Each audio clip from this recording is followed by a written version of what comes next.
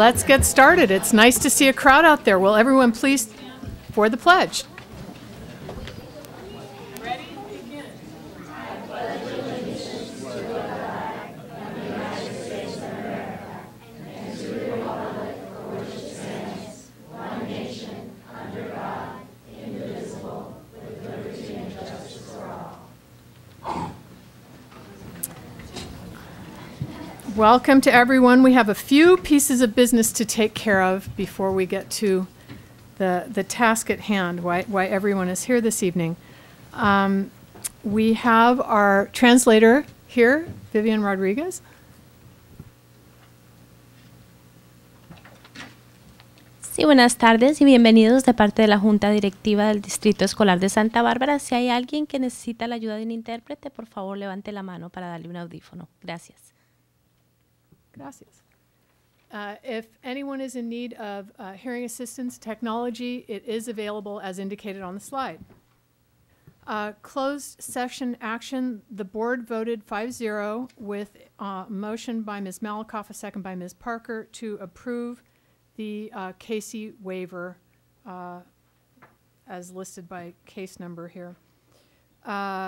Acceptance of donations. Is there a motion? To accept with appreciation. Second. Oh, so a motion by Noel, second by Cordero. All those in favor signify by saying aye. Aye. Aye. And thank you to all of our community members who contribute so generously. Now, introductions, proclamations, presentations, or recognitions. I think that's why most people are here. Well, I have a couple of important presentations. Let me start with the wall that you see in the back of the room. We just celebrated Veterans Day. On the display board at the back of the room, we've recreated a tribute spearheaded by Santa Barbara High School teacher Bill Dodson. Bill, I know you're there. I don't see you. There you are. There you. Bill, why don't you come up to the podium? You'll see on each of these, you'll see the faces of young adults in our community who gave their lives for their country. Bill, would you please tell the board how this project got started and how long the Santa Barbara High School display will be up for viewing?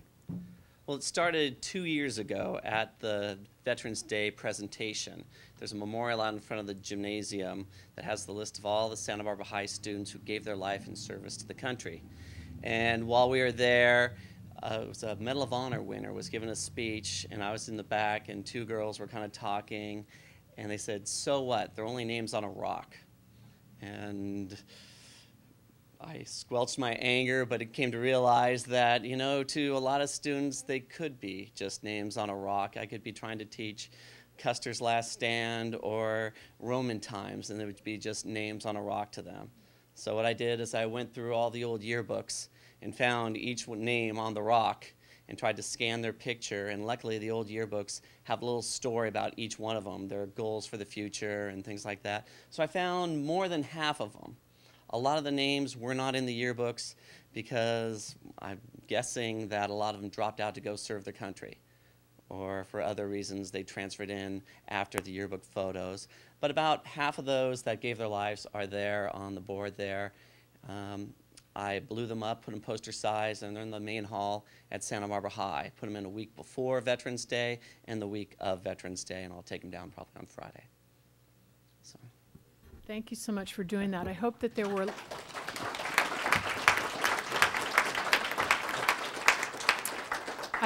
lots of students took their time going through the hallway this past week. It's truly nice to see the students stop and look and kind of say, wow, that looks like a guy in my class, or that guy has a really good smile. So it kind of, as I said, for lack of a better word, brings them to life or makes it more real to our students.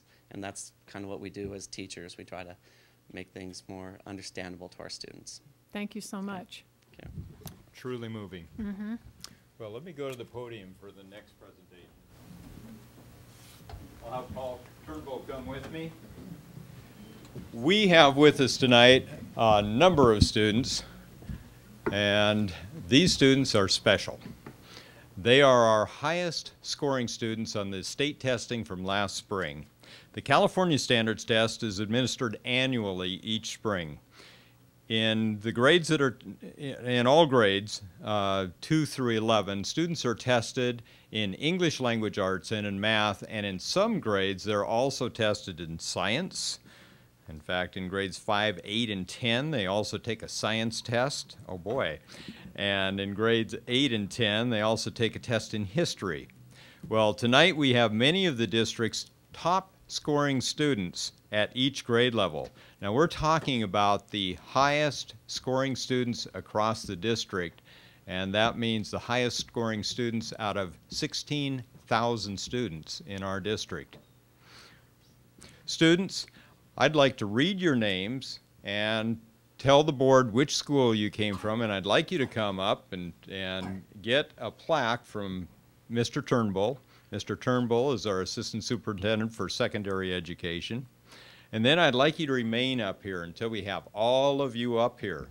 So let's start with last year's second grade students, who are our highest scoring students across the district. These students are now in third grade. We have from McKinley School, Erica Sella, and from Washington School, Jackson Eddy. Here, go right on over here.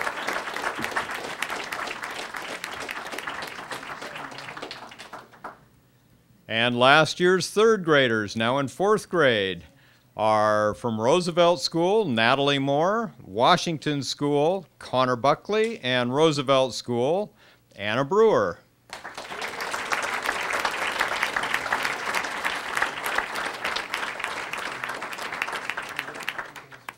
And last year's fourth grade student. Now, this is interesting. You know, we just took the top 2 scorers, but there were enough students at some of these grade levels that topped out on this test. And in some cases, there are 3 top scoring students. In other, at one of these grade levels, there are 5 top scoring students. Last year's fourth grade students, now in fifth grade, from Peabody Charter School, Alicio Morello, Peabody Charter School, Kayla Lawson, and Washington School, Quinn Hensley.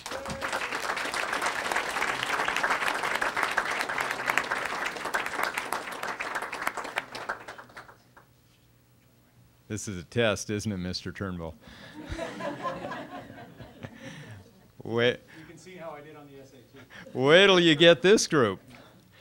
Last year's fifth graders, now in sixth grade, are Dolan Ingram from Monroe School, Sienna Okomo from Roosevelt School, Andrew Sumner from Washington School, Connor Curran from Washington School, and Haley Hansen from Washington School.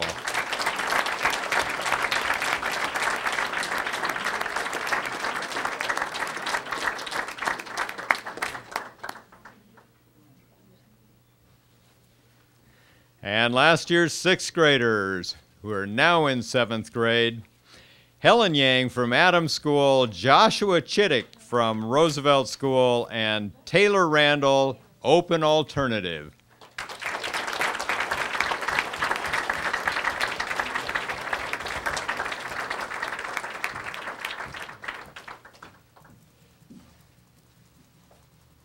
Last year's seventh graders, now in eighth grade, are Connie Wang, Goleta Valley Junior High, John Hogginson, Santa Barbara Junior High, and Sophie D'Arcy, Goleta Valley Junior High.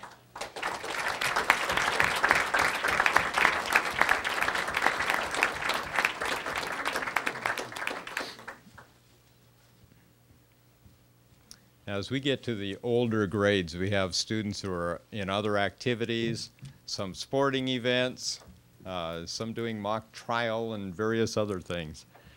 Let's see, eighth grade students from last year, now ninth graders, so they're now in high school. Noah Conley from La Cumbra Junior High, Richard Chang, Goleta Valley Junior High, and Annie Leffley, Goleta Valley Junior High.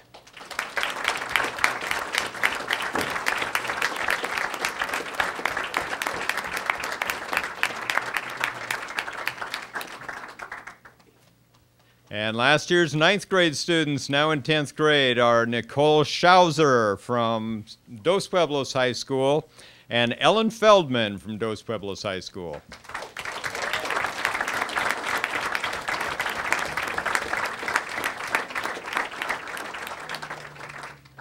last year's 10th grade students, now in 11th grade. Tyler Vestal, Santa Barbara High School, and Jacob Teton Landis, Dos Pueblos High School.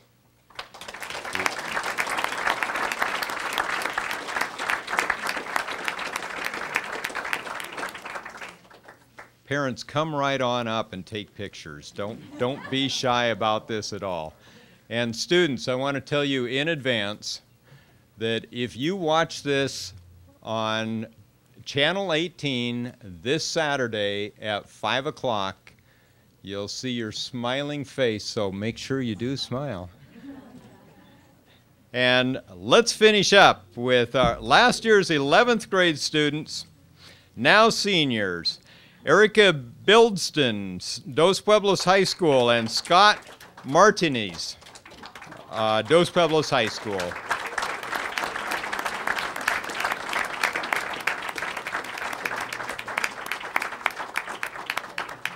Scott, there's got to be a way to get through there. Just keep coming. We'll wait. Well, congratulations, students. Congratulations to all of you.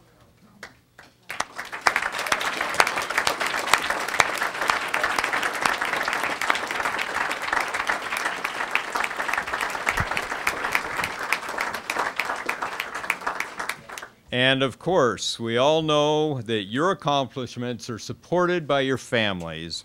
Students, how about you giving a round of applause to your parents?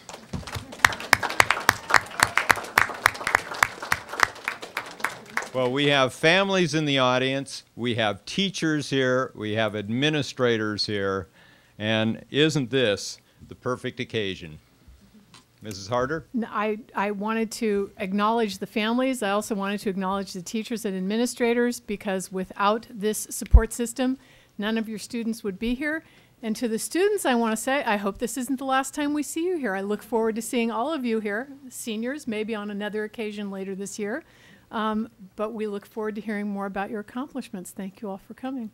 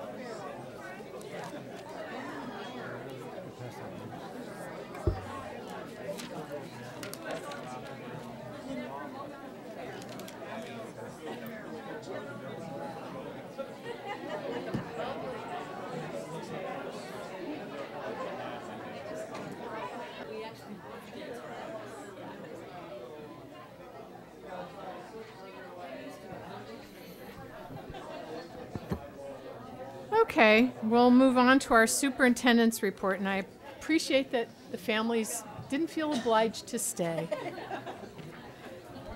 Well, before I start, let me announce the other people here at the head table. We have at the end of the table Eric Smith. Eric Smith is a consultant serving as an interim assistant superintendent for business services. He has started his assignment with the district. We're pleased to have him. I've been asked about paying a consultant as an assistant superintendent. Eric is working with us 3 days a week, and in that assignment, that's really equivalent to the weekly rate for an assistant superintendent of business service. Eric is a seasoned CBO, and I've already been impressed with his productivity. Let me go on to the board brief. My office regularly issues a report to the board called the Board Brief. This is a collection of reports and articles on school and district matters. A copy is on display in the reception area, or it can be provided through my office. The November 2nd board brief has a number of items that provide information requested by board members. I'd like to note a couple of these. One is the teaching of California content state standards. or teaching of California state content standards, in secondary schools. Another is the piloting of the standards-based report cards and essential content standards at the elementary level. Another one has to do with transportation costs of special education interdistrict transfer students, student aids at secondary schools, questions about the budget, just to name a few. I particularly want to highlight our work since March 2007 in reviewing utilities charges with an eye towards savings and identifying any inaccuracies and recovering excess costs in our billings for telephone, electricity, gas, water, solid waste, and two-way communications. In fact, it's quite interesting. I was meeting with the company, and I don't quite understand the mechanism, but they have access to records that we simply don't have. So they know the insides of this, and they've already been able to identify a number of areas where we expect substantial savings. The school calendar. We've been asked many questions about the school calendar. We do not have a school calendar for 2008-09, nor do we have a proposed calendar for 2008-09. We thought we did at one point, but we don't. The calendar must be negotiated with the Santa Barbara Teachers Association, and we will be using our website to post information about the calendar because we do have a number of questions from parents, and we want to get input from parents, their feedback about what they consider to be an ideal calendar on issues such as a starting date, dates of winter break and spring break. So we'll be putting that on the website so that we can get that information. On another item, parents can connect to the secondary district student information system over the internet to view information such as attendance, grades, schedules for the junior high and high school students. Identified staff at each secondary site will provide directions on how to access information on ARIES. And I must stress that parents will only be able to look at their own child's information, and you have to have the right password to know that this number matches your child. In November, we have a number of events. This week is National Children's Book Week, and McKinley has invited several community leaders to read to selected classes. Elementary District Librarian Nancy Tobin assembled a Children's Book Week bulletin board display on the second floor, showing district staff reading their favorite book to kids. So what were you reading, Paul? Diff and Doofer Day. Oh, there we go. The last published Dr. Seuss book after Dr. Seuss died. It's about standardized testing, go figure. I should have known. Santa Barbara Junior High hosts Science Fuse Night, F-U-S-E, tomorrow from 6 o'clock to 7:30. Families will participate in 3 different science activities together, which will be conducted in English and Spanish. Fuse stands for Family Ultimate Science Exploration. Dos Pueblos High School's final performance of Witness for the Prosecution is this Thursday. Santa Barbara High School's production of Peter Pan continues on Thursday, Friday, and Saturday of this week. Santa Barbara Junior High School's Family Ultimate Science Exploration Night, Fuse, will take place tomorrow evening, which I already reported on. Oh, well. San Marcos High will perform Moss Heart's Light Up the Sky this Thursday, Friday, and Saturday. Santa Barbara Junior High presents the play The Foreigner this Friday and Saturday.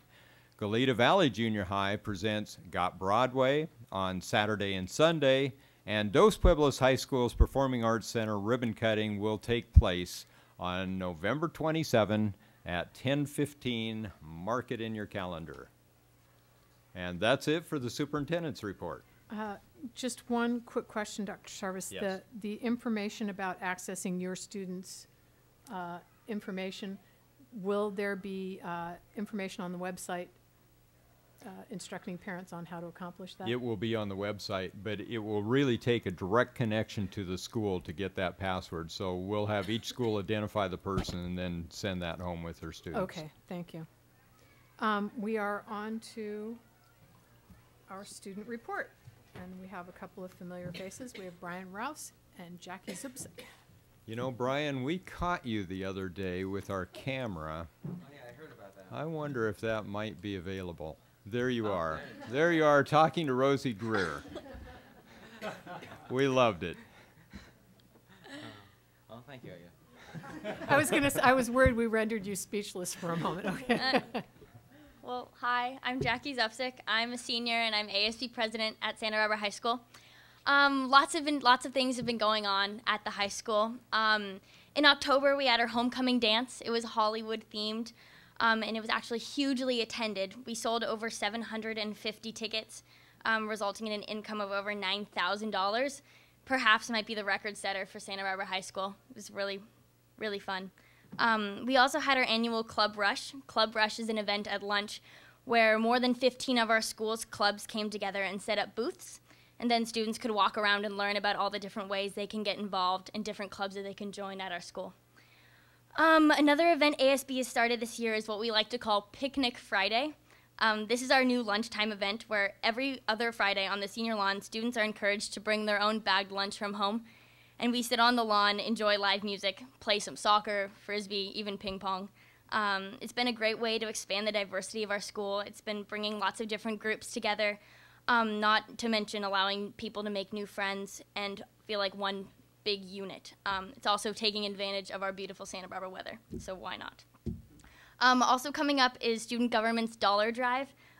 For this fundraiser, second periods compete to see who can raise the most money to donate to local preschools in the form of holiday gifts. The little kids are always so excited to see us, and we're always so excited to feel like we're giving back to the community. So it's really nice. Last year we made $2,000 in just bills, quarters, dimes, nickels, and we hope for another successful year.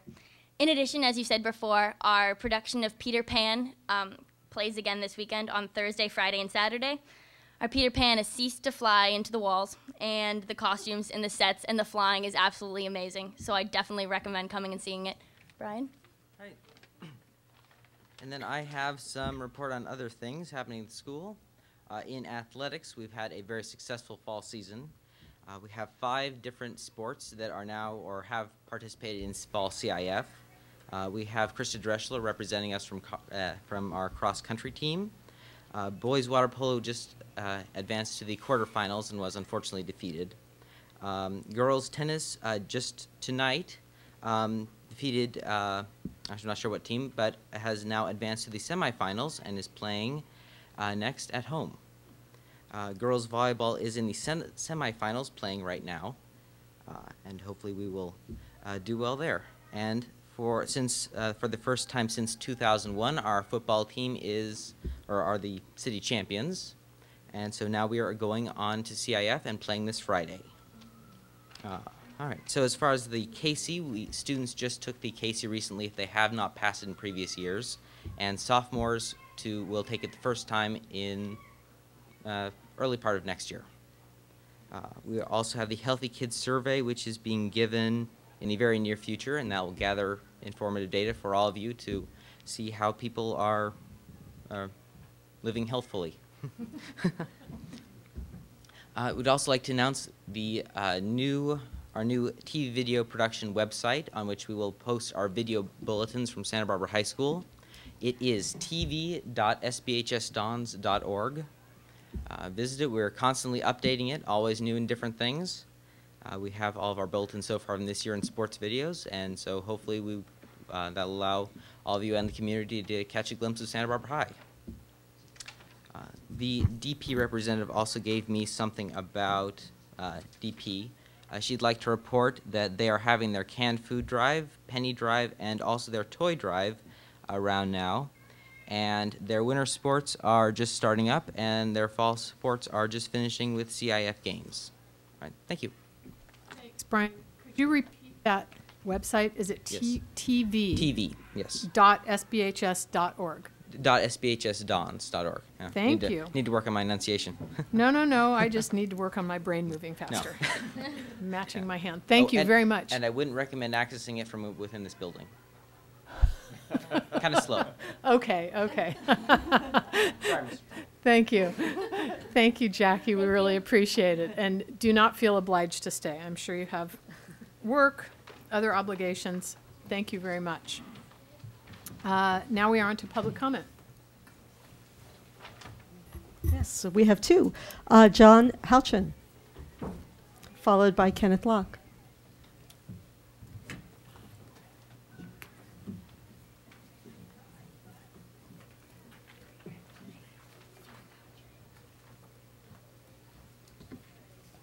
Good evening. Although I'm speaking this evening on the necessity to restore Curriculum Council, the underlying message is about communication, or lack thereof. It was 6 months ago that I presented to the board the compelling reasons to restore Curriculum Council, and I'm presenting you with copies of that document.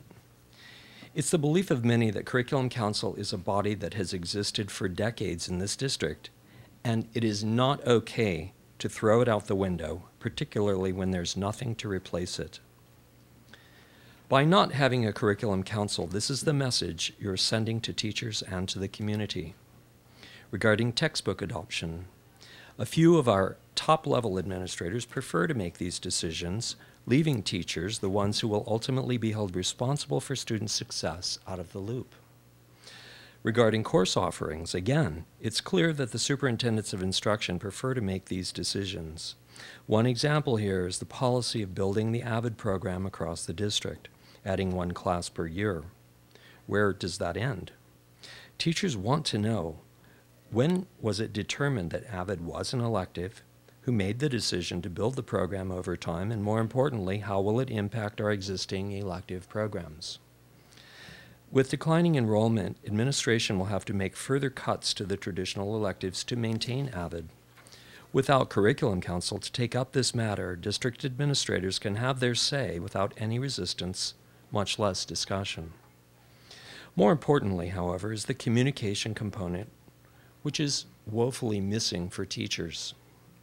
To teachers, the financial credibility issues at district administration have cast a dark cloud over us all.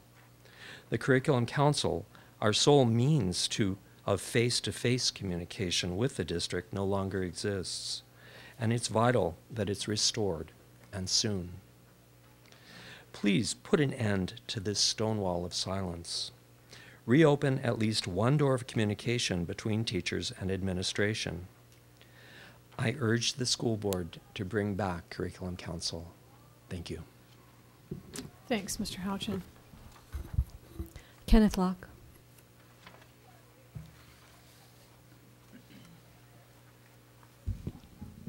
My name is Kenneth Locke.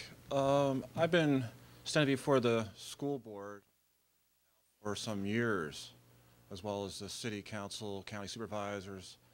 I'm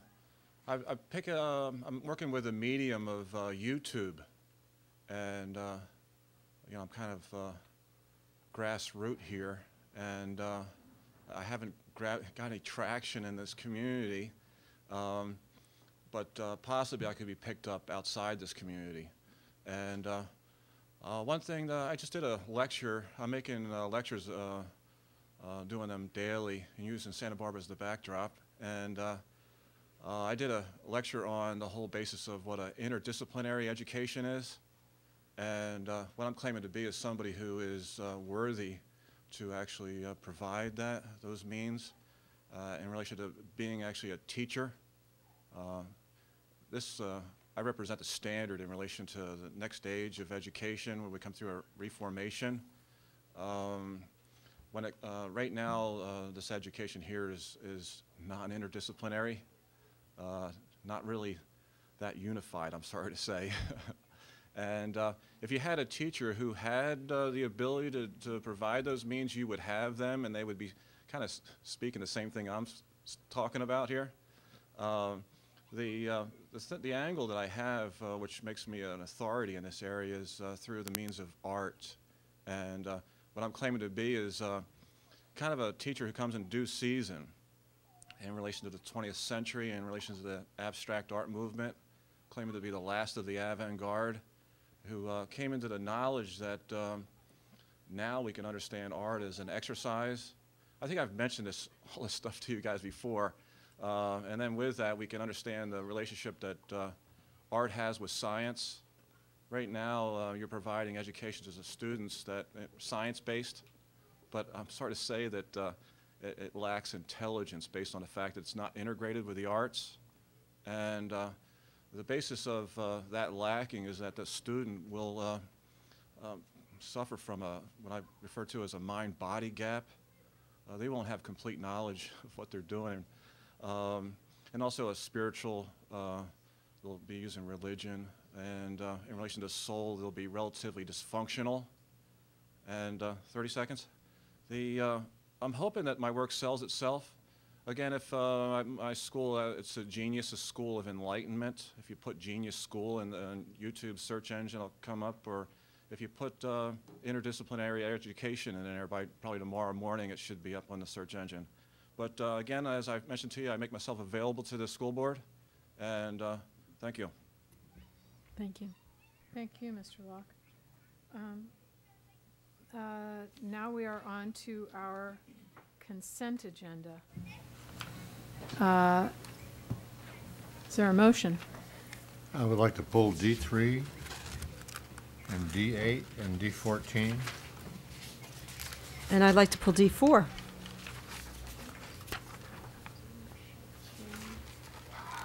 Did you pull, I'm sorry, did you say 8? 3, 4, 8, did and 8. 14. I'm sorry, 3, 4, 8, and 14 have been pulled. Excuse me, we have a member of the public who also submitted a speaker card. Oh, sorry, it's way over here, sorry. Okay, Thank Kirk you. Taylor. We'll come back to that. No problem. No, I'm sorry, I apologize. I didn't see it. Hi, I'm Kirk Taylor. I teach math over at San Marcos High School. I've been the chair over there for a few years. And I wanted to just bring the board's attention to one specific item on the board briefing that Dr. Sarvis mentioned of November 2nd. He mentioned there were several budget items. I suppose this was one of them. And it was regarding the cost comparison of staffing San Marcos High School compared to the other schools.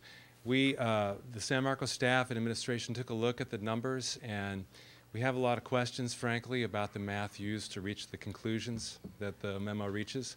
And we would like to request a meeting with Dr. Robertson and Dr. Sarvis, hopefully, for some clarity, just to get some more information and clarifications on the assumptions that underlie the conclusions there, exactly how certain numbers were reached. And we were a little bit concerned that the memo does not really address the background for a clear understanding of this issue, namely that it's never been this way before, and we don't want to leave the assumption lie there that maybe it's always been this way. And so we want to make sure that the board has sufficient information to come to whatever conclusion that it reaches. Okay? So we're hoping to hear back from Dr. Robertson. I guess she just got back in town. So Dr. Robertson has already requested that meeting. Cool. All right. Okay, great. Well, thank you very much. Thanks, Mr. Taylor. Mission Okay. accomplished, yeah? Okay. I'm Yes? sorry, I also just want. Okay, so will someone make I move a to motion? adopt the consent agenda minus items 1. Well, you read the list. Yeah, 1, 3, 4, 8, and 14. That's exactly what I wanted to say. Okay. Second. Thank you. All those in favor signify by saying aye. Aye. Aye. Any opposed? Okay, passes 5-0. Now we are on to our action agenda, and I just want to point out that we have a time certain item at 8 o'clock. Item E1, second reading and action for the 06-07 tentative agreement between the Santa Barbara School Districts and the California School Employees Association. Elaine Alvarado, our coordinator for classified relations and Personnel. classified personnel, will do this presentation. Thank you, Dr. Sarvis and board members. I am bringing back for second reading and action approval for the 2007-2008 CSEA and district agreement on health and welfare. And as you see before you, the agreement is to increase the employer contribution rate to $375 per FTE on our health and welfare program. And you've seen the reflection of the employee costs for the HMO and 3 plans and the PPO, for those who still have it. So if you have any questions on the item, one note also to make is that CSEA will be ratifying this agreement tomorrow, on Wednesday, the 14th. Thanks, Ms. Alvarado. Questions by board members? Motion? Move to approve. Second. All those in favor of approving the tentative agreement between Santa Barbara School Districts and CSEA signify by saying aye. Aye. Any opposed? Passes 5-0. Thank you. Now we are on to E2, second reading of the tentative agreement between the Santa Barbara School Districts and the management and confidential employees. This item is a similar agreement with management and confidential employees. Chris Robertson is our Director of Personnel Services. All right, thank you. We're bringing back again for a second reading tonight the item on management and confidential employees, a tentative agreement to increase the insurance cap to the $375 per FTE. You can see the cost there in regards to management and confidential employees, approximately $22,500. And we're asking that you give this consideration and approve this tonight. Questions by board members? Move to approve. Second. All those in favor of approving the tentative agreement between the school districts and the management and confidential employees signify by saying aye. Aye. Any opposed? Passes 5-0. Thank you very much. Thank you. Now we're on to item E3, approval of funding of safety personnel at high school athletic competitions for additional ambulance service and law enforcement. This came to the board at its last regular meeting, as I recall. It's being returned for possible action. At the request of one of the board members, I purposely broke out the 2 different services, the ambulance service at $3,000 per site and additional law enforcement at $7,000 per site. Paul Turnbull, our Assistant Superintendent of Secondary Education, will make the presentation. The all 3 athletic directors from our high schools, pardon me, came and spoke with you to you in public comment during the last meeting, as Dr. Sarvis had mentioned. At that point, they had asked for $10,000 per school to add with the additional costs, as again Dr. Sarvis had mentioned. They have submitted their costs that are over the $10,000 mark, but being true to their request, they wanted to level out their request at the same $10,000 they mentioned originally. We have Nan Verkayak here from Santa Barbara High School if you would like to ask questions. Yeah, go ahead, Dr. Null. I have some questions too. I want to quarrel with something here because, well, maybe I should ask a question before I quarrel. How big is a budget? How big is the athletic budget at a high school? Well, as far as allocations from the school and therefore the school district? Yeah. 0. So this, well, how have they been paying this so far then? Predominantly through fundraising, through gate receipts from athletic competitions. What does it mean to say annual deficits in athletic departments have been the result of paying this? I fully don't understand that. It's just simply cost in, cost out, or dollar in, dollar out. The number of dollars that they raise per athletic event, tournaments, the fundraising that they do is not equivalent to the amount of money that they're paying out for security personnel and through ambulances, in, especially when we're talking about the football season. So this is then the first instance of going into the general fund to pay this kind of expense? Actually, well, I think this would be a return. It's a return.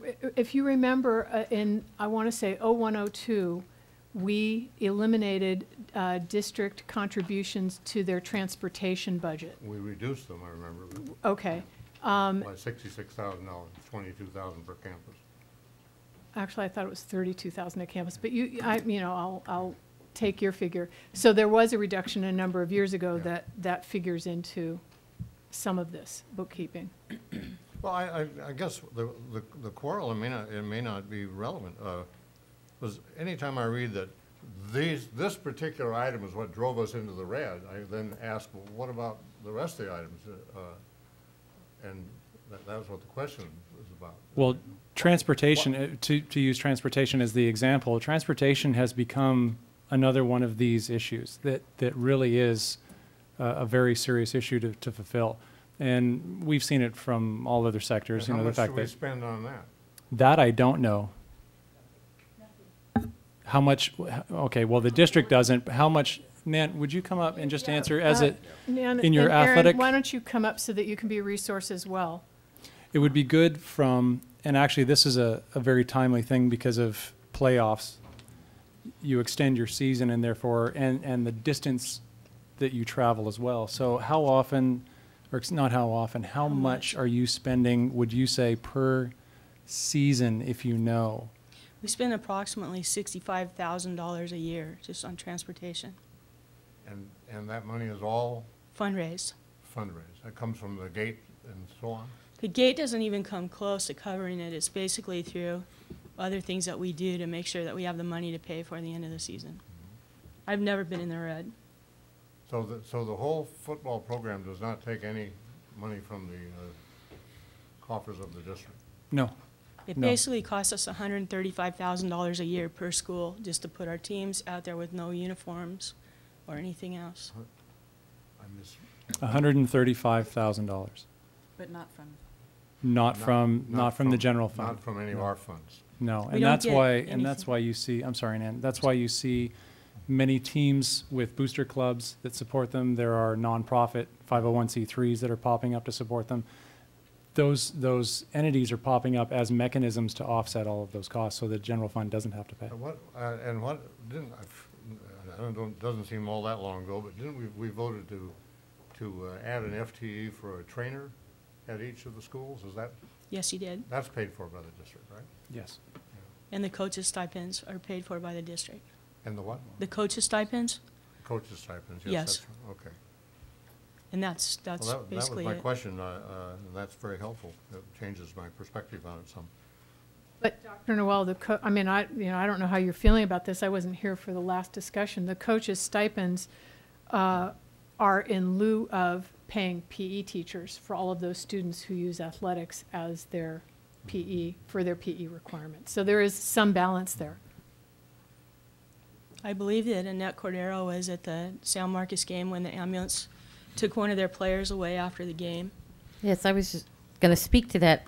Having been there and watching that young man get taken away on the stretcher, and how it just reinforced to me how important it is to have an ambulance there immediately so that there's not a time lag, because the kinds of injuries that students could suffer, thank God they often don't, but the potential for the kinds of injuries that students can suffer, and where minutes or sometimes even seconds can make a significant difference, was reinforced to me. And in looking at this, I understand the concerns about district funds, but to me, safety and in both medical terms and security terms really seems like a legitimate cost for the district to bear.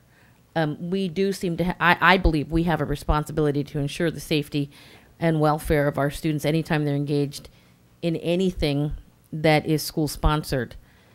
And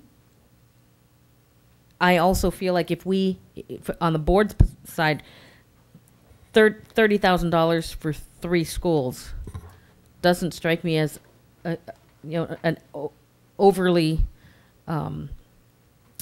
expensive amount to ensure safety for our students. And it also makes me feel much better that will be in place and won't be subject to whatever the individual school can afford or decide to put towards it.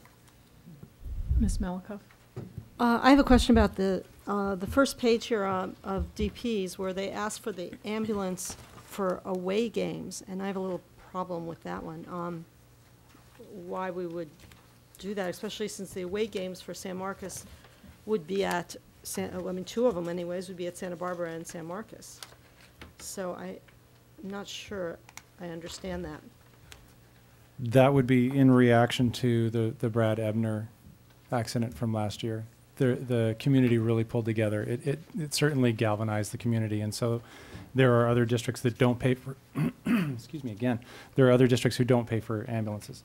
And so because it was very fresh, it's a very raw nerve, the community gathered around and chose to have an ambulance supplied. They use a local service. But presumably, if an away team or away school were providing an ambulance, they wouldn't duplicate services. There's no redundancy.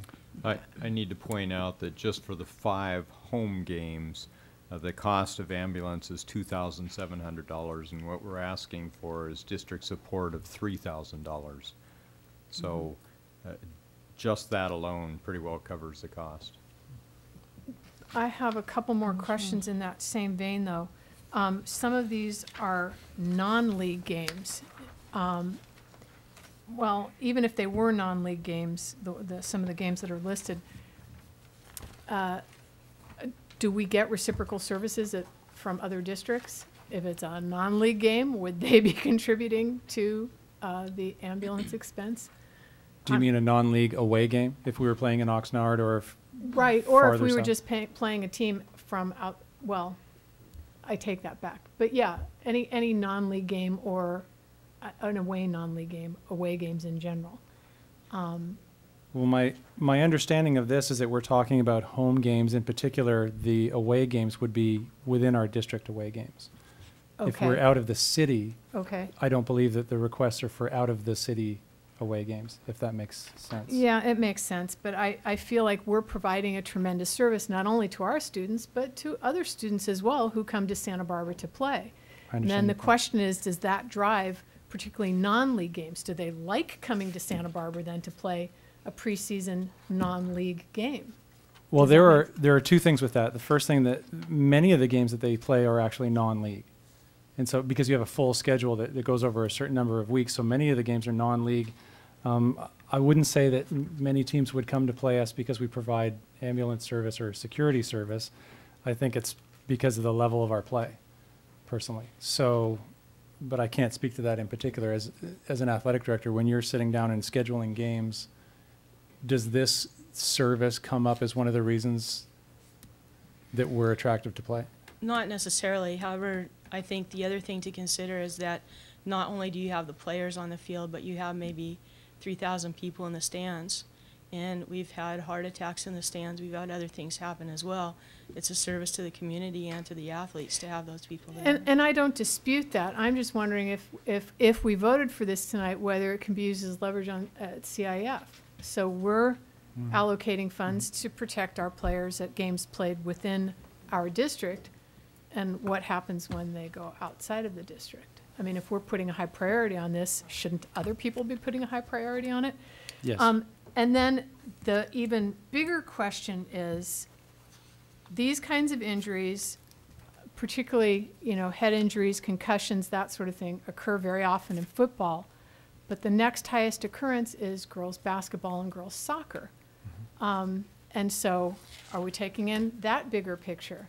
And I know that we don't have the funding to look that far, but I do think that we should be looking at what kind of precautions we take with regard to concussions, in terms of the trainers,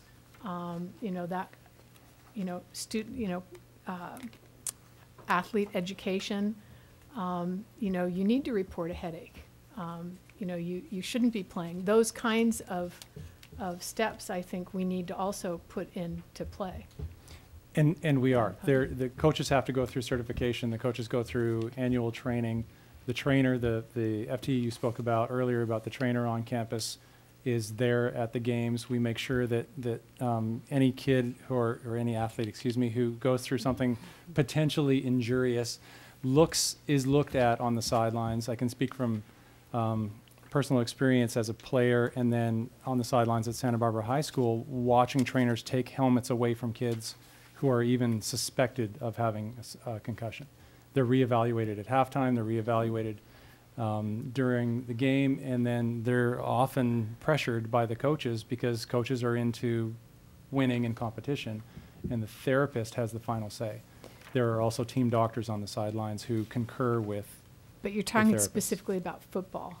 No, the therapist is. I've seen purpose at every level of sport and at every kind of sport across the season, male, female.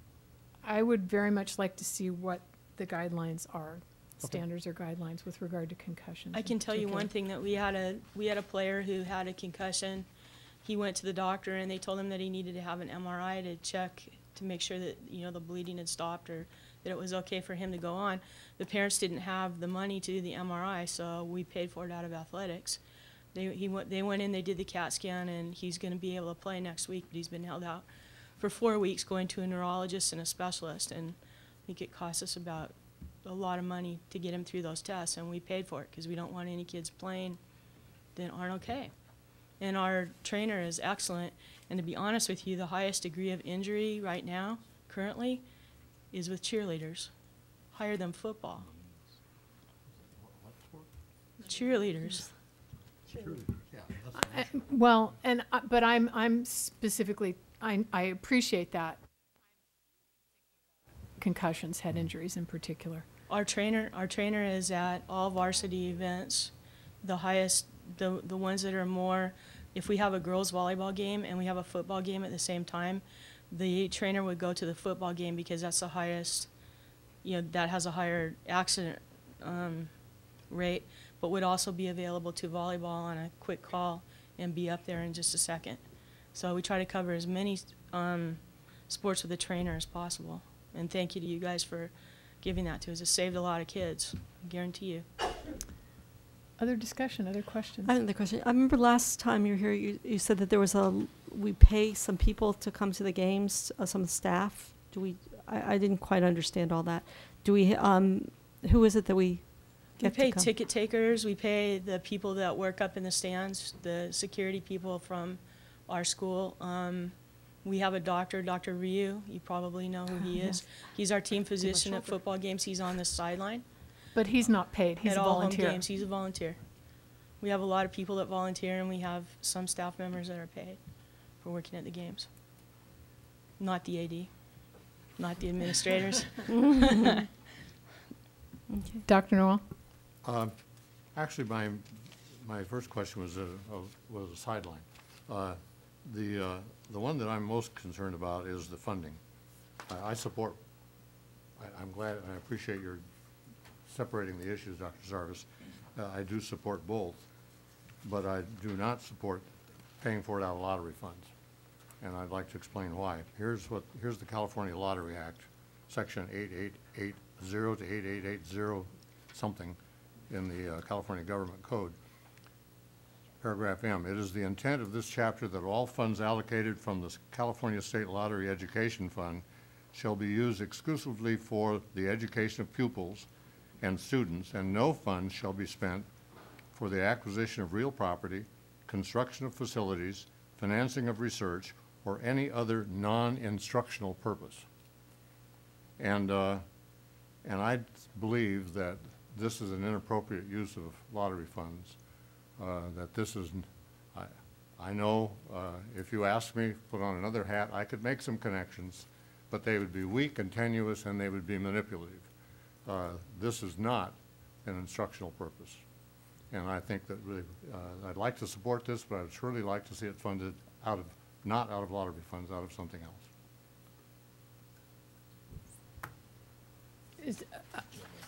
else.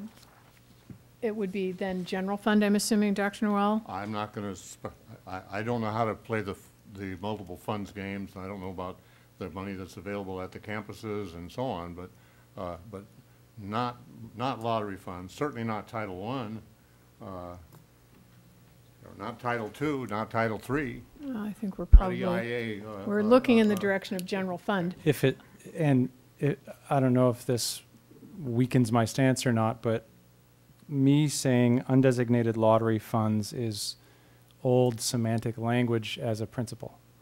General fund is exactly what I was talking about, and I apologize for the mix-up. I'm sorry, what? General fund, the general fund is exactly what I was talking about, and that is my mistake, and I apologize for that mix-up. Oh, you didn't mean lottery funds. No, this is, as a principle, I would always, it's just total habit, I would use either restricted lottery for instructional materials or unrestricted lottery for for all the other things that we were able to pay for at school. Yeah, a that- couple of weeks ago, you were going to use it to pay back a Title I debt. Yes, there were more than a couple of weeks ago. Yes, absolutely right. So the point, though, is that we're talking about a semantic argument. And Well, I don't consider this semantic. I mean, it's a question of if we recommend if we vote to accept this proposal as written, it says lottery funds. Then why doesn't someone make a motion to accept it and amend it to indicate general fund?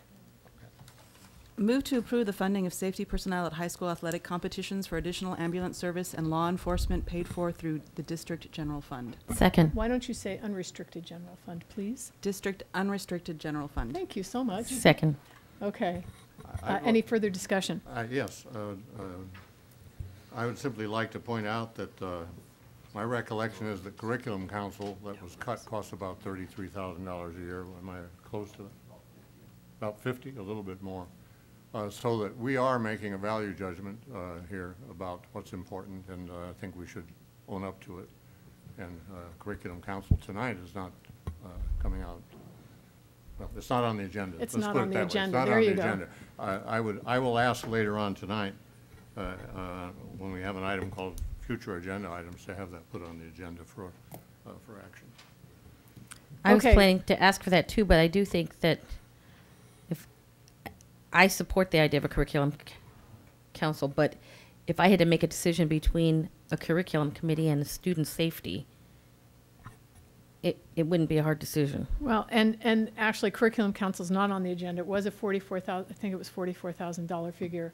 It would be a worthy discussion, and there may be many other ways to reconfigure it.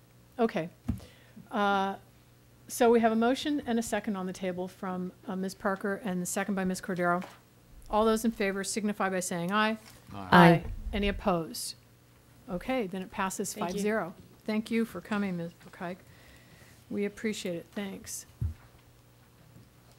And thank you to Mr. Solis. Let's go on to item F1, a discussion on parcel tax and potential cost of election. And it's for discussion only.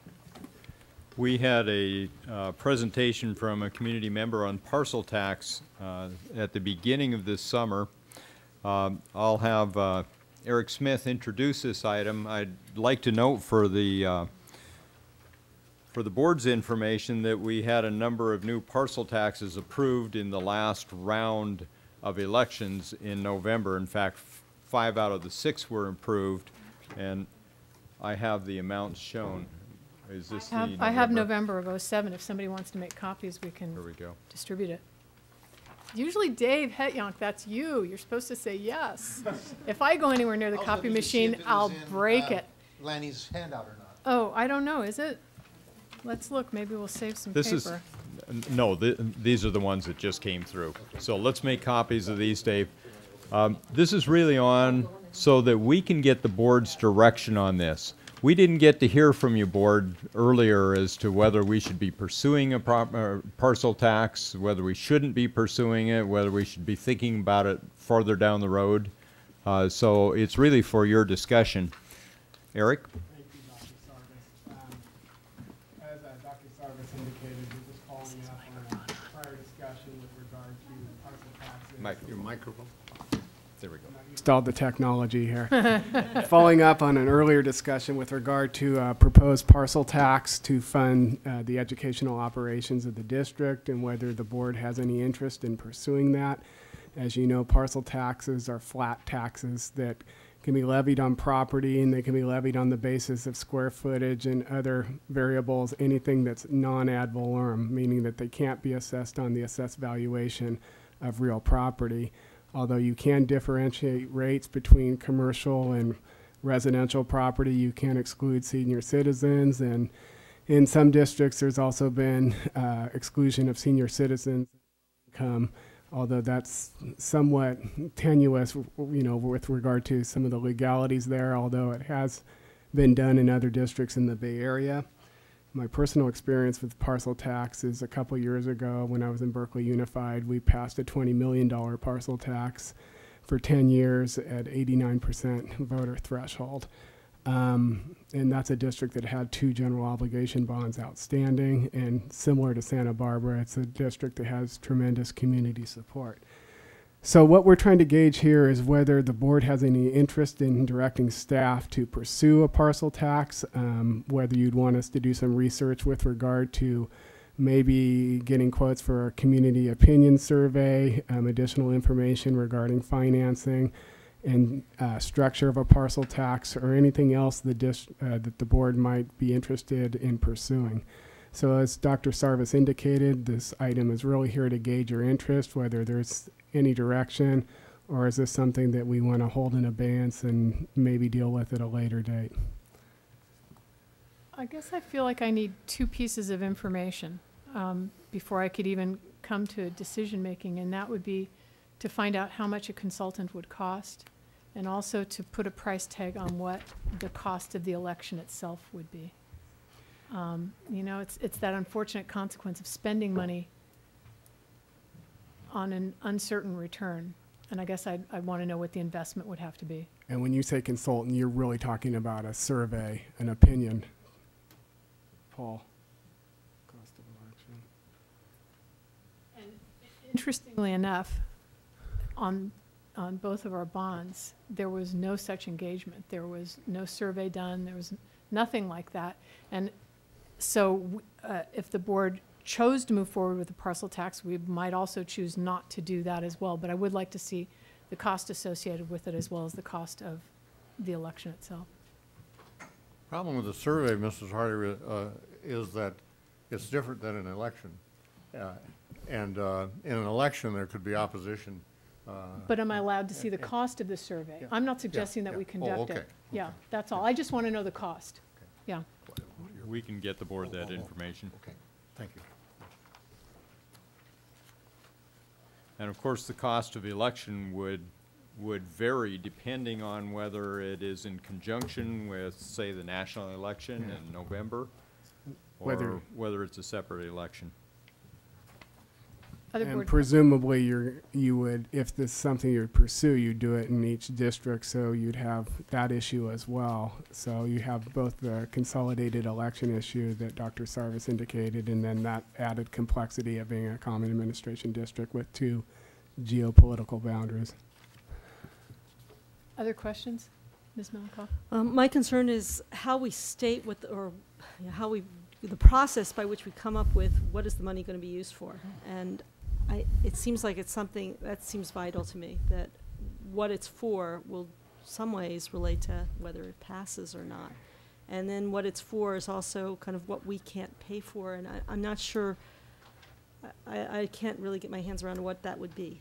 I think part of that is once we bring back the cost for a consultant, and if you do decide to embark on that, they could help you with the survey instrument to gauge what you actually, what the board priorities are and what actually stands the test of possibly being funded by the electorate. So those things kind of go hand in hand. But the first thing would be to see if you really want to retain a survey consultant and then go from there.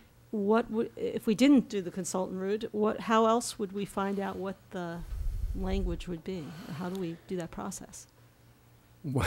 and the when? Same way the boards have done it before. Yes. Yeah, exactly. An educated guess. Educated But I guess. guess then we come up with this. I mean, is it for the board to determine what the language is, or is that a community organization? It's actually the board's responsibility. And then, Okay. there's craftsmanship involved, there's no doubt, because in terms of however you write the ballot language, I mean, there's an element of marketability there. So certain words that might be great in your mind might be, buzzsaws with the electorate. So, I mean, there is some finesse that goes on there. Thank you. Yeah, Ms. Parker? I agree with Mrs. Harder. I think it would be very worthwhile to find out how much the election would cost. Particularly, I personally believe that it would be best if it were run in a presidential election, or at least in an even year election. As we've seen here, we have very low turnout for odd year elections. And yet low turnout can be part of a strategy. It can be, but I do not think it would benefit us for a parcel tax.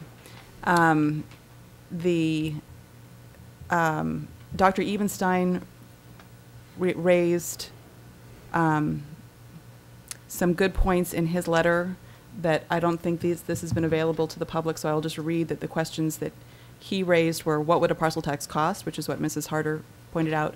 What would the last possible date be to place a parcel tax for either the elementary or secondary districts on the June or November 2008 ballots? And how many parcels are there in each of the elementary and secondary school districts? I would like to have that information too before we went forward. But I do see some really dire needs, especially in things like art and music, and I'm very concerned about the direction the state budget is going in. So I think this would be very valuable. I just don't know if this is the right time to do it. And I'm also really concerned because we need to get our business services settled out and find out more about our financial picture before we even talk about the public to the public about this kind of thing. Just want to, yes, there's. Well, let me just say that the November 13th memo from Lanny Ebenstein is on the side table as well as here on the dais. Also, if Dr. Sarvis could resurrect an October 12th, 07 item in the board bulletin, it lays out a timeline for a November 08 election. We also have in the attachment, again from Lanny, under cost of election, we have the cost of our last school board election. For the elementary district, it was $26,700. Now, we have about 25,000 parcels in the elementary district, about 40,000 parcels in the secondary district. Oh, that's interesting.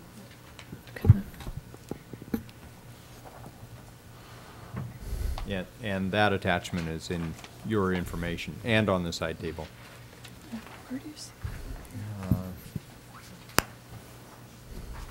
Is Dr. Ebenstein going to speak to us? It's in the attachment. I'll bet he could be coaxed into speaking. I guess I just want to point out, you said it was a $26,000 expense for I-98, is that right? November 2006 school board election at $26,700. Oh, okay, the actual cost of the election. Thank you, I was confused. Any other board comments or questions? Well, I'm particularly, I really appreciate Dr. Ebenstein's sense of priority about how to use the money.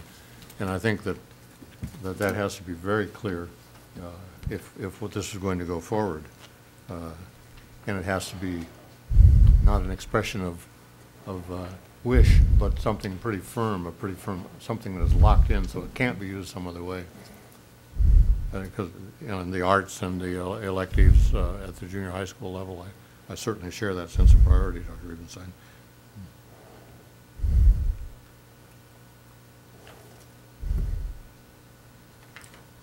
Okay, before the clock runs down, I don't know if you, yeah. Oh, yes, we have until about 8:15. Okay, great. All right, well, I'll be brief. The President Harder, members of the board, Dr. Sarvis, it's a pleasure to address you this evening with respect to a parcel tax. And in truth, I had hoped that a few more people might be here tonight. Both Linnell Glass and Ann Cumming are here to speak briefly as well. But in truth, even some of the people when we came in a few months ago, are a little bit at this point in time of the view that right now, in the sense of as a result of transition and so forth, that this is probably more the time to be a little bit more in the information gathering mode rather than the direction mode. And since you've already received a copy of the letter that I sent you, I would just note that one other change since a few months ago is that it really does look like the secondary district is more likely to be the declining enrollment district in the next several years than the elementary district. At least I think that appears to be the case more now than it was then, and that may influence, at the time the thinking was, at least my thinking was that, well, really, the elementary district was the higher financial priority, but at this point in time, that may be shifting, and it's something that is another factor worth considering. I agree entirely with Mrs. Parker's comments that presidential election would be the optimal time to hold a parcel tax election. in particular in the Goleta Union School District, which is a significant portion, of the high school district. Their bonds, they lost a couple of times when they didn't go on the presidential election, or the first time at least they lost when they didn't go on the presidential election, but then when they put it on the presidential election, they had a considerably higher turnout, particularly of students in Isla Vista, elsewhere in Goleta. And so they were able to get several percentage points higher. So it's something that I think that from an electoral perspective, that probably would be the optimal election. I also did, when this was last discussed, there was a little discussion of had there been a successful parcel tax election in the area. And not at the school level, but I spoke with one of the former school board members, Claire Van Blaricum, and she reminded me that in approximately 1990, the Goleta area, before it incorporated as a city, held a parcel tax for the Goleta Library that was in a very modest amount, as we're suggesting. $12, Claire told me, was the original proposal, and it passed with almost 80%. And it's every 4 years at this point in time, and it just comes up automatically for renewal, and they don't even run a campaign for it at this point in time. It's so entrenched in its support. So that is an example of the model of a very directed purpose and a rather modest amount and a successful outcome that has kept the Goleta Library going for many years. And I believe that timing is everything, and I was going to start my comments with saying I commiserate with you and appreciate the difficulties the district's been going through of late. And it's something that, particularly with finances, these are issues that rise and fall sometimes on almost a monthly or weekly basis, it sometimes seems. So it's something that I think that as the budgetary situation becomes more clear in the coming weeks, that it's something that, to gather some information at this point in time, perhaps would allow further consideration after the first of the year. I'll just, if I may briefly have Mrs. Cumming and Linnell Glass speak to you, and it's something that, as we've talked with people, the support seems to be strongest at the secondary level for elective opportunities at the junior high schools, and at the elementary level for, in addition to art and music programs, librarian programs. I know that you've heard about these many times before, but nonetheless we thought we'd approach it from this perspective at this time. So perhaps they would each now make a brief comments. Good evening, and thanks for having us tonight. I'm speaking from the perspective of someone who's very concerned about the 7-period day. I'm a teacher now at San Marcos for French, and I taught Latin and French at Santa Barbara Junior High. Although the board and district administration have succeeded in restoring some junior high electives, for which all of us are grateful, we have not returned to the state of electives in 2005-06, not to mention 4 years ago before the elimination of the 7-period day. In fact, none of the language classes, my own subject area, that were eliminated last spring have been restored, in part because other classes were deemed to be a higher priority, in part because of the difficulty of starting a language class so far into the year. Most advocates of junior high electives would agree that we can never maintain a strong elective program without bringing back the 7-period day, especially in the present climate when pressures of high-stakes testing give rise to extra math and English classes for struggling students. Without a 7th-period day, such students may not have the opportunity to take an elective at all, even though, as many of us have pointed out, it might be the only bright spot in their day. Having experienced the effects of fluctuations in district and state budgets, I would support a parcel tax to restore essential programs, such as the 7th-period day, and to shelter them from the vicissitudes of the budget. Without guaranteed funding for a 7-period day, we will find ourselves again and again in a stop-and-go situation in which the continuity of elective programs and the best interests of students are sacrificed. Rather than being extraordinary occurrences, budget crises are all too common. I recall that the spring after the stunning restoration of the Marjorie Luke Theater was completed to great acclaim and with much celebration, The theater program was eliminated at Santa Barbara Junior High, and the theater teacher transferred to another school to teach another subject. Experience shows that it is much easier to eliminate programs than to restore them. If passed, a parcel tax could bring stability to a volatile situation. I believe that there would be community support for such a tax, especially if its purpose and intention were explicit. I think that's what everyone's been talking about. We don't want to just say we're giving it for programs in general. I therefore urge the district administration to explore the feasibility and expense of putting a parcel tax on the ballot at some future time as yet to be determined. And as Lanny said, timing is everything. So we don't know when the best time would be, certainly not too soon. Thank you.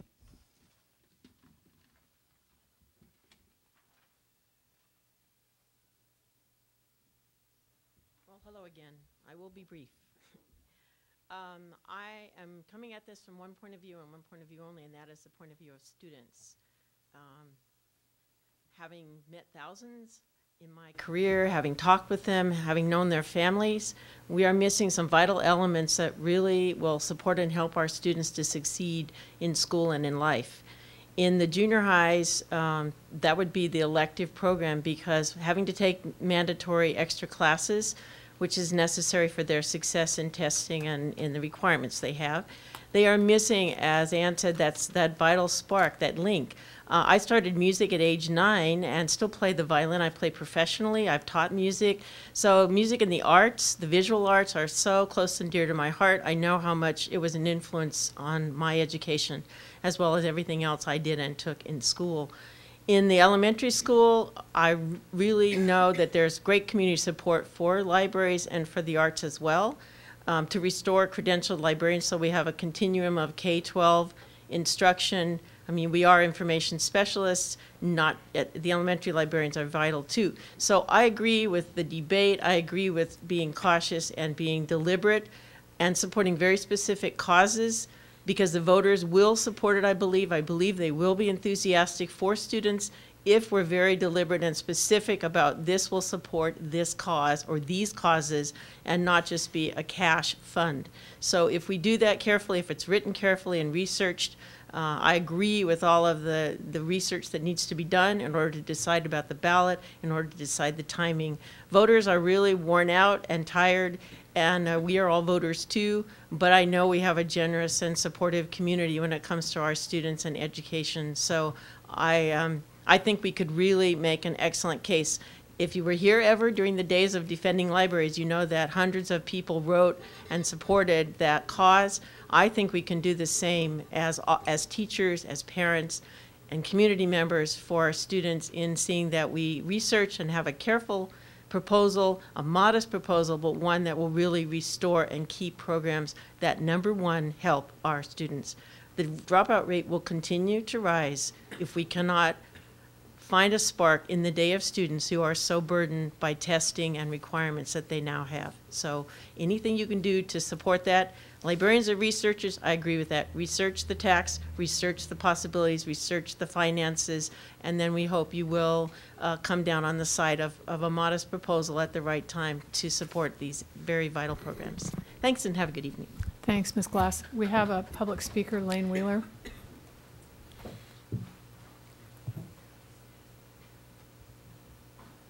Thank you. Lane Wheeler, Santa Barbara president of the Santa Barbara Teachers Association, and I would like to express the Teachers Association's interest in the possibility of a parcel tax. I think we all can agree it's one of the least punitive taxes that are out there. It doesn't discriminate against the amount of money you make, and it taxes all people equally. I would like to really focus on the need, as Ms. Glass just spoke to, the need to really specify the use of monies and how that might relieve other general fund monies. We seem to be entering into a very interesting debate right now about what's an elective, and I think the board has acted in very good faith to restore electives, especially with arts and the music and the dramatic arts and languages, and of course vocational opportunities for students. But it seems like we are also starting to count those AVID classes and those foundation classes, which I think are wonderful classes and very valuable for student success. but I'm not sure those really fall into the category of an elective. And I would really caution the board to specify what the money will be used for and how it will be used, and to try to delineate what really is an elective and what might be more of a necessary subject matter area for a student to have as part of being a successful student in our district. So with that, I would commend you to give this close consideration and to work in concert with the different organizations that are part of the unified group of the Santa Barbara school districts, and look for our support as well as the board's direction on this. So thank you very much. Thanks, Mr. Wheeler. Okay. We'll be coming back to this item. We'll provide the board the information they asked for, and we'll be bringing this back to a board agenda probably about March, end of February or March. Okay. Okay. Does that sound good? Thank you. Thank you all for coming. We are on to item E4, approval of provisional permit in 2007-2008. Dr. Robertson. Good. Thank you. On occasion, we need to come before you and ask for a special permit to be granted. We have a position, one of several who are very hard to fill positions, and we have a qualified candidate who can come in and earn a provisional internship permit. As you know, they no longer give emergency credentials at in the state. So we have an employee that we have hired who is going to be teaching deaf and hard of hearing. It's also a very extremely difficult position to fill in our district, and we're very fortunate to have this young lady come to us. She is and will, once she passes a subject matter test, will be enrolled in a program, and then we'll be able to move forward on getting her credential, and our expectation is that we will be able to retain her for a very long time as a deaf and hard of hearing teacher. So I'm asking for you to approve the provisional internship permit for Nicole Hanula. Any questions for Dr. Robertson? Motion? I actually did have just a quick question. What are the qualifications that she holds now? Her experience, for one, and we can get her qualified for an internship credential based on schooling and her background. That gives us the provisional, and then she has to be committed to getting into the program and getting started on her credential once she finishes taking that test. And the subject matter test will also then strengthen her qualification for the PIP. And what is her educational background? Oh my gosh. Nicole came to us from private sector business. She's been working in the medical area and doing a lot with her background experience in sign language and working with deaf and hard of hearing individuals. But she's been working in the medical community for quite a while and decided that she would really like to get back into education and pursue being a teacher. And since this was one of the areas we'd been advertising for a long time to try to find somebody qualified to be able to come in and work with our kids, she thought that she could be that person who could step up and do that. And based on our interview with her and our discussions and follow-up reference checking, she's an excellent candidate. Okay, thank you. Is there a motion? Move to approve the provisional internship permit, 0708. Second. Thank you. All those in favor signify by saying aye. Aye. Any opposed? Okay, it passes 5-0. Thanks, Dr. Robertson. E5, approval of revisions to the superintendent's evaluation form. And I had requested that we have copies of the form with changes as well as the old, so that it would be entirely clear to people what kinds of changes were being considered. Questions, comments? Is it too late to propose one more item? That's why we're here. Not too late? No. Okay. It's just on reflection. I'd like to see a section entitled Relationship with Teachers. And I have one item for that section. These are all things that the superintendent does, is kind of assumed at the beginning of the sentences. Directly and systematically solicits and listens to the views of teachers in regard to the administration of the district and school sites. I only have one question with regard to it, and that is, why would you not put it under personnel relationships, for instance? We don't sort out other. I reread those, and those seem almost, not exclusively, but they seem predominantly to be administrative or staff personnel. I have no quarrel, no problem with that. I just felt that we ought to be paying a lot of attention to teachers, and somehow that set of items was mostly focused on, it seemed to me, mostly focused on staff. I recall there were one or two in there that were certainly general enough to encompass teachers. Okay, can you read it again? Directly and systematically solicits and listens to the views of teachers in regard to the administration of the district and school sites. And you could, you could say, well, why single out teachers? Because teachers are vitally important. Any board reaction to that suggestion or any other changes that are proposed? Yeah, Ms. Parker? I think that would be worthwhile to add, but I'm happy to add it under personnel relationships instead of in a separate section. Okay. Ms. Cordero? Oh, okay. Any reaction to any of the other? I'm sorry, I'm just thinking about it. No, I could tell that you were thinking. Any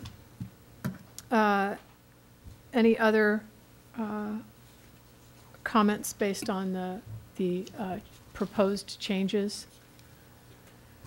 I personally think we added a few too many under budget, under business services, but I'm not sure how to shorten it, so I still think the first ones sort of take in all these others, but that's all right.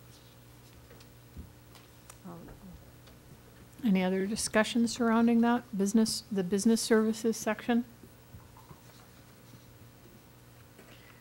I guess my comment about it would be sort of, action reaction. We've just gone through a rocky period with our budget and changes and that sort of thing, and engaging school services and an interim assistant superintendent. So I suppose it reflects the current times.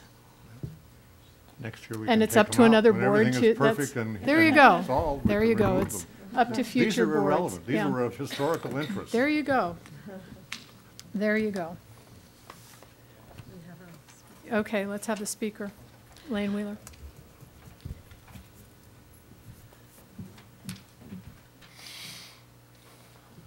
Thank you, Lane Wheeler, Santa Barbara Teachers Association. I like to celebrate opportunities when Dr. Noel and I agree so wholeheartedly on something. So thank you for reading my mind. I'm sure that was a short story, but I'm not going to run again, so I don't get a chance to cash in on that. Well, I would like to concur with Dr. Noel about the need, I believe, for there to be input from the Teachers Association in regards to the performance of the superintendent. I believe that represents a very large constituency in terms of the employment force, and I believe their voice should have a portion of that be heard in that evaluation. In looking at the evaluation document as you have in front of you now, I didn't see an exact fit for that, but I do believe it's an important part. And if you can morph the evaluation form to include that, I think it would be a valuable activity. I would be happy to work with the board in crafting that, because I certainly don't want to make this a target shoot at Dr. Sarvis, because I think he is in a position where he certainly receives enough of that just by nature of the position in which he sits, but to make it a constructive activity that would help him frame his direction so that it fully employed and use the full strength of the teachers to really enact programs that he wants to see enacted as part of his responsibility as our leader. So I would thank you. Thanks, Mr. Wheeler. Can you read it again, Dr. Sarvis? Because what Mr. Wheeler just... I'm Dr. Noel. Thank you, Dr. Noel. Because what Mr. Wheeler just stated, at least in my mind, is different from what you read. So well, I hear Mr. Wheeler suggesting that this be refined, recrafted. Oh, see, I see, and I don't want to put words into your mouth, Mr. Wheeler. I see it as his interpretation that teachers would be providing input to us about the superintendent in the evaluation, and that's not what I heard you read. No, I didn't, I'm aware of that. Okay. It could, Yeah. because of the discussion last time, and I couldn't think of any quick and easy way to put that into a single sentence to put before the board tonight. So I thought, well, in some sense, you could argue that this implies that the board will somehow find out what's been done in this area. We'll get the information necessary, but many of them imply that. Mm-hmm. Would you like me to read it again? Yes, please. Directly and systematically solicits and listens to the views of teachers in regard to the administration of the district and school sites. And, you know, some of us will say immediately, NA, right? But at some point, I mean, that's the same, we struggle with that with almost all of these, or many of these. But I think that this at least brings it to a level of awareness. Okay. Ms. Cordero? No. Okay. Shall we vote on this individual item to be included, or just roll it into the entire approval of the draft proposal? I would suggest that we move to approve, including Dr. Noel's amendment to the personnel relationships. Second. Oh. Okay, Oh, so just the personnel. separate No, vote. just that gets added to, Okay, including that gotcha. amendment to the whole thing. The whole thing. Okay, so you're proposing that we add that to the draft proposal under personnel and also approve the draft proposal. That's my motion. Thank you so much. That's Is my there, second. thank you again, Dr. Noel, not Dr. Service. Okay, all those in favor signify. Oh, go ahead. It's unusual to take it at this point in the deliberations, but I'm sorry to interrupt. I know you're halfway through this process. Dr. Noel, I also want to thank you, and perhaps the word communication should be included in that. I think teachers are just looking for communication, directly, back and forth, a forum, an opportunity, and if you could just think of a way to include that in your proposal, I think that would cover a lot of ground. And it's a very important aspect of evaluating any superintendent, is how are they communicating with the teachers. So that's all I wanted to add. Well, I have solicits and listens, that's the, probably covers the it field. makes it proactive and also receptive. You're indicating two different directions. Yes. Yes. Okay. That was how I took it. You want Okay, that? so we have a, yes, please. We have a motion and a second on the table. All those in favor signify by saying aye. Aye. Aye. Any opposed? Okay, we will move on with this new evaluation. And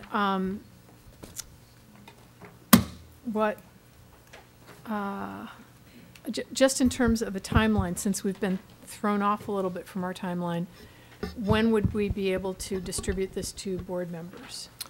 Let me ask Julie to make that change tomorrow, and she'll get it out to you right away. And I know you also want my feedback on these items. And it would be nice to get it all as one package. Oh, well, That was let what me I- have her zip you this right now, and by the end of the week, I'll get my Great. ratings. Okay. Good. And depending on when Julie gets it out, we'll agendize an item to receive it back again from board members. But I'd like to give board members at least 2 weeks.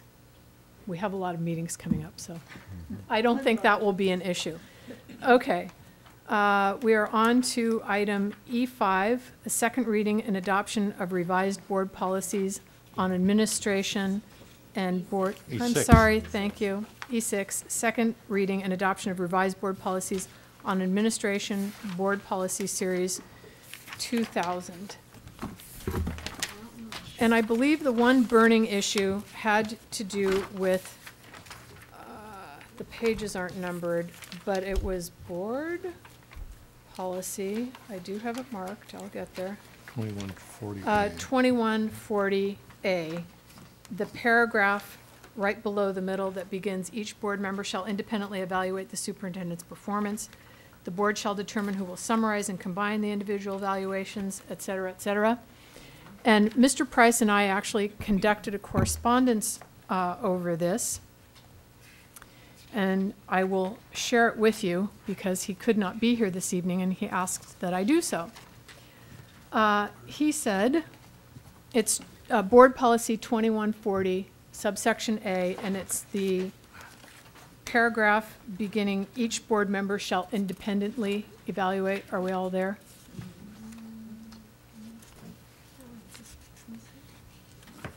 Unfortunately, the pages aren't numbered, so it makes it more of a challenge. We got it. Okay. I got it. Okay. Thanks, Kate. And here's what Mr. Price says. On reflection, I think the policy as proposed is fine. You can tell the board members I recant his previous comments, at our last meeting, our last regular meeting. He says, he goes on to provide some background. He says, I know it's usually done as a composite, which is the preferred approach. However, there's no legal requirement for there to be a consensus reached. In fact, there's no ed code requirement that there even be a formal evaluation. The only provision for same is in the superintendent's contract. The board has wide latitude subject only to any superintendent contract requirements, which in this case does not require any particular format. In usual cases, a board could, if it wanted, furnish individual comments. The CSBA policy manual states that the policy in question may be adapted based on local practice. However, he did say that he thinks that this proposal is probably the best possible wording to deal with it as a composite, which I think was the direction that we were leaning in anyway.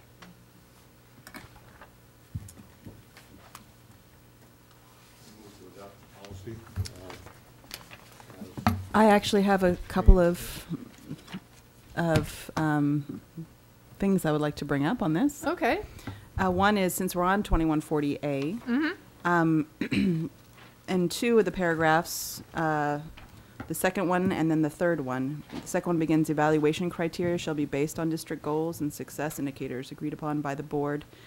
And then superintendent is crossed out. Can we get rid of the and there, and also the and in the next paragraph, the board and superintendent? I think we should leave it. Done. And then for me, board policy 2210. The second paragraph, if the matter involves a policy decision that is likely to be controversial, or a matter that has a significant impact on student learning or safety, or a matter that has a significant impact on the districts. I felt like that was getting, it kind of went narrow unnecessarily on student learning or safety and then broadened back out again. And I would propose that we make it, if the matter involves a policy decision that is likely to be controversial or have a significant impact on the districts, because obviously anything to do with student learning or safety is going to have be part of that. And so it just felt like it was unnecessary repetition. Okay.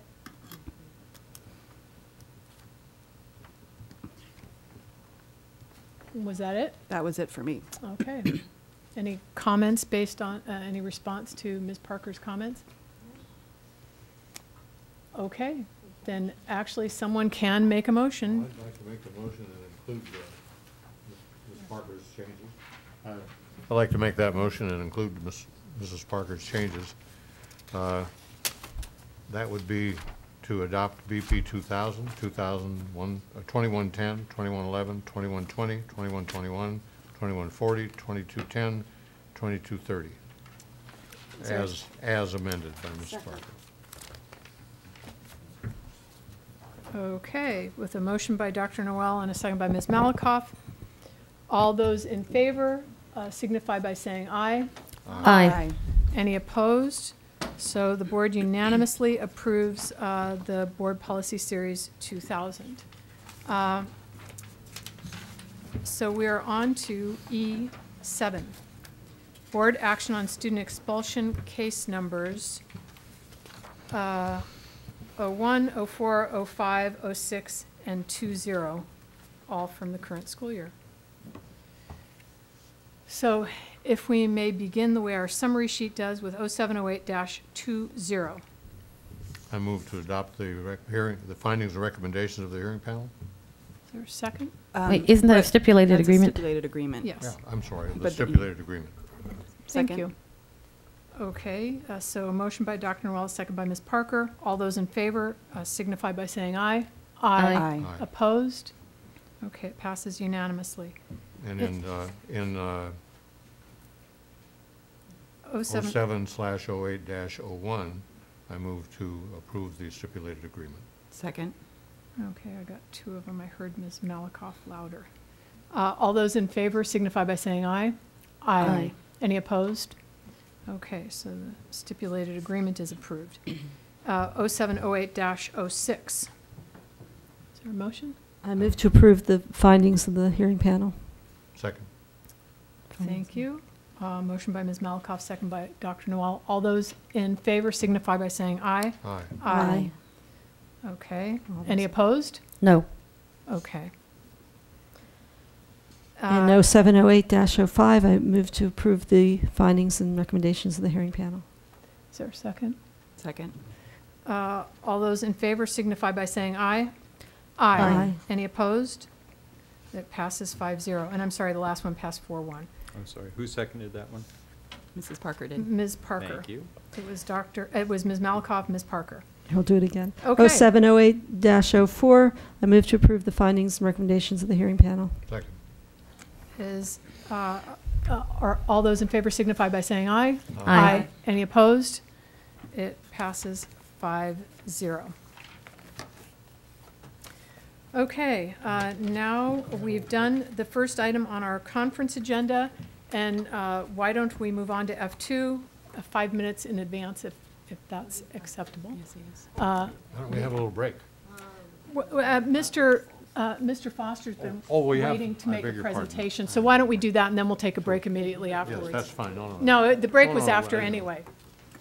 So a request to address the Board of Education by Richard Foster regarding the lighting rules and enforcement at Dos Pueblos High School. Good evening, board members, staff, TV audience, whatever.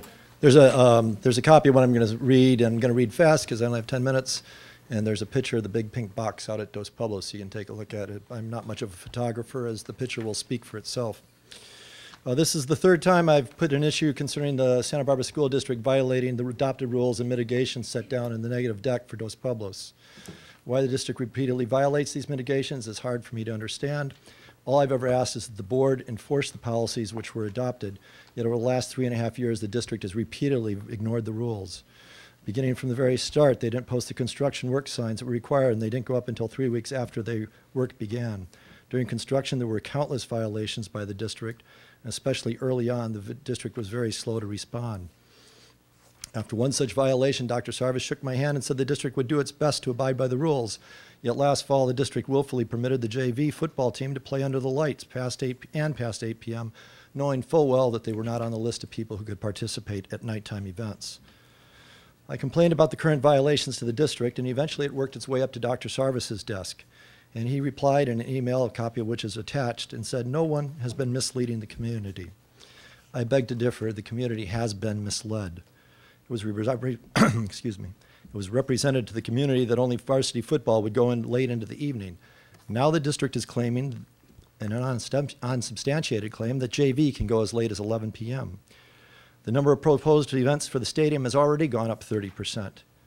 The original pool lights, which were invisible to me for the first 7 years I lived in my house, were supposed to only be 25 feet high and were for practice only.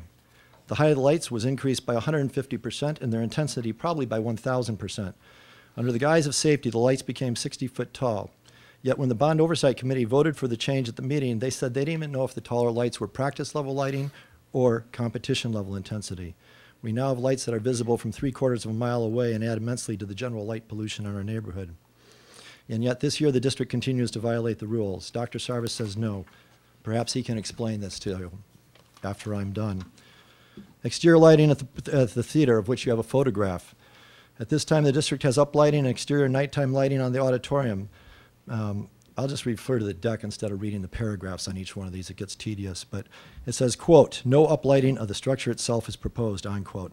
So the current upward floods were never reviewed for nighttime impact. Page 28 of the negative deck continues, lighting in the lobby area and exterior lighting on the Performing Arts Center would only be illuminated for performances, which are not anticipated to be more than 20 evenings a year. And I'm sure that 20 evening event will eventually change because I think that's misleading. But the question is, why is the district violating the rules? Why won't they adhere to the adopted standards? Football practice, the last week of September, which is the only time I happen to pay attention. Getting ready for the Lompoc game at 8:30, the night lights were still on, and I walked over and asked the coach why the lights were on. He said, we can practice one night a week. And I said, sure you can, till 8 o'clock. And he said, quote, I didn't know that. Why does the coach who uses the lights not know the rules? I spoke to Dan Choi, the athletic director at Dos Pueblos. I said, in my opinion, it was a pathetic failure of leadership that the district was unable to communicate such a simple rule to their football coach. And to this he replied, he was told. Who was lying? I don't know. I believe Mr. Choi. But the district has an employee who willingly ignored the rules and then lied to the public. Obviously, this district has tried to mislead our community. That brings me to the JV nighttime hours. The rules were changed by the district so you no longer be violating the negative deck. In his email, Dr. Sarvis points out a maximum of 8 ninth grade games and junior varsity football games were clearly added to the addendum with the added light use for the express purpose of playing games at night. Only practices limited to 8 p.m. And in another email, which I didn't attach, Dave Hetniak and Dudek and Associates claim that this goes on until 11. But this is not what the addendum actually says. It says, quote, not a quote, I'm sorry. Item 3 under stadium, paragraph 1, it lists an added 8 night games for JV and freshman football and 5 non-athletic events. Is the district arguing that these 5 night events can go to 11 too? Because there's no hours mentioned in the addendum. So either you have 5 non-athletic events that can go to 11 or JV can't. The JV and freshman games were only added to Table 1 of permitted nighttime activities. There is nothing in the addendum which substantiates the claim they can go till 11. Page 2 of the addendum states football team can have 1 practice a week and not later than 8. Why an 8 p.m. cutoff time? Because under the original negative deck, pages 28 to 29, varsity football was the one event that could go until 11 p.m. Thus, without specifically mentioning an 8 p.m. cutoff for football practice, varsity football could claim the right to practice until 11. Nowhere in the addendum does it talk about anything other than the varsity team. It says, quote, on page 28, the Dos Pueblos home varsity football games are currently held 7 to 10 p.m. at San Marcos High and will be scheduled similarly at Dos Pueblos High School. The field lighting would be used for these events, which number 5 per year, and a maximum of 3 games in playoff years.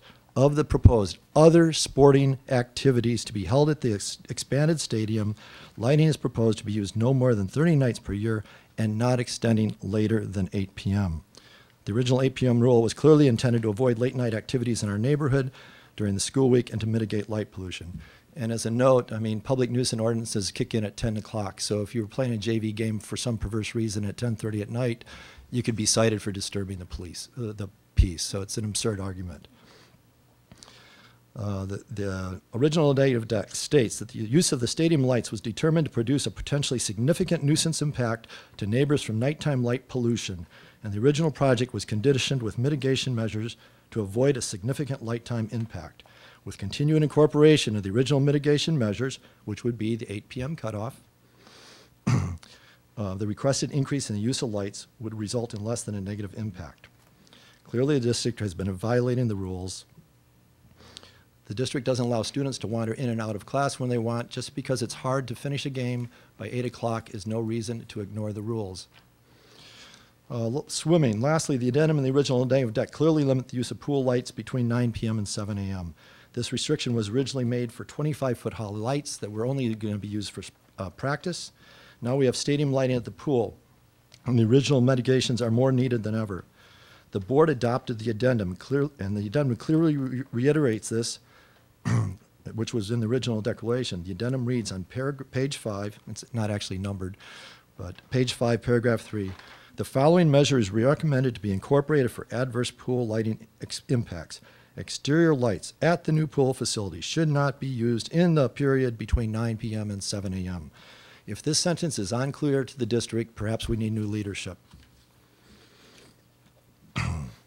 Mr. Hetniak in his email said that he felt the district interpreted this to mean that it was a recommendation only, and therefore you were not obligated to follow it. Yes, the word recommendation does include, but you did adopt this. In his email, Dr. Sarvis says, quote, pool lighting was clearly changed by the addendum from 7 a.m., 9 p.m. to 6 a.m. to 9 p.m. And this is actually false. I don't know if he didn't read it or what. Nowhere in the addendum does talk of changing the hours that occur at the pool. It specifically says, quote, the modifications involve use of the football stadium lights, light standard design for the replacement pool, and project construction limit. The actual change was for the size, not even for the intensity of the lights. The addendum does talk on page 3 about historic use of the pool and that the lights were used when it was necessary from 6 a.m. on.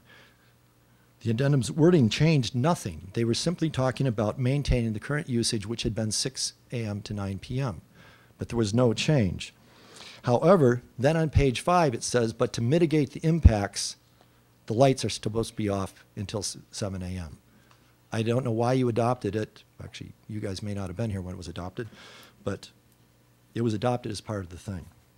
Change the rule if necessary. The old pool was significantly smaller. The lights weren't visible. They were less intense. If mitigations were deemed necessary for the old light design, they're certainly necessary more now.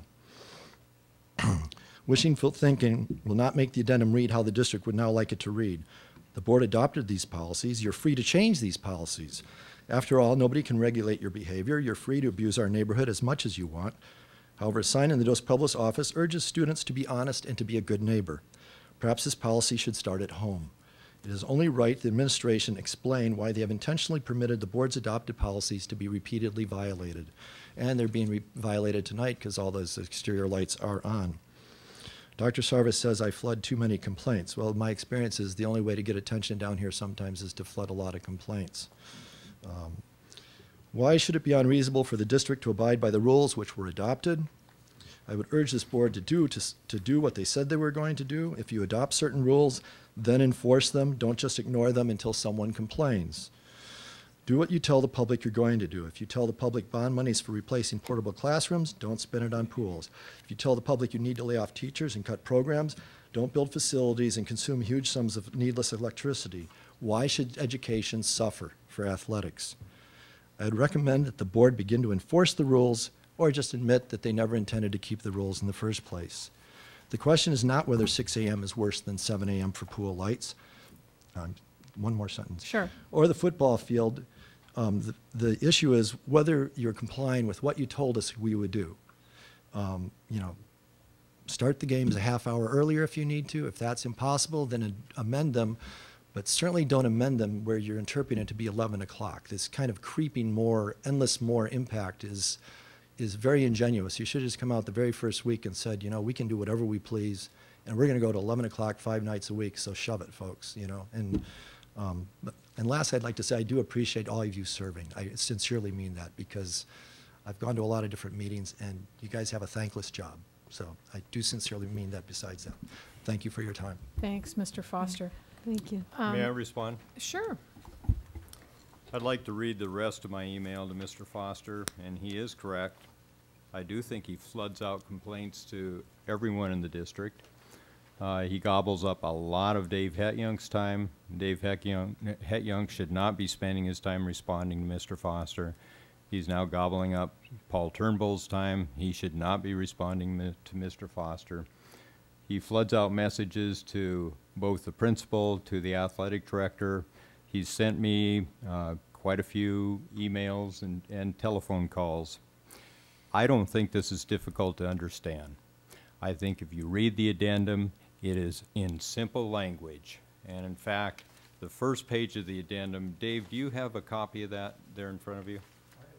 The first page of the addendum. Oh, well, that happens to be highlighted already. Under football stadium lights usage says clearly, the Dos Pueblos High School Athletic Department is requesting use of the stadium lights during 9th grade junior varsity football games and during football practices, not more frequently than 1 per week for the practices.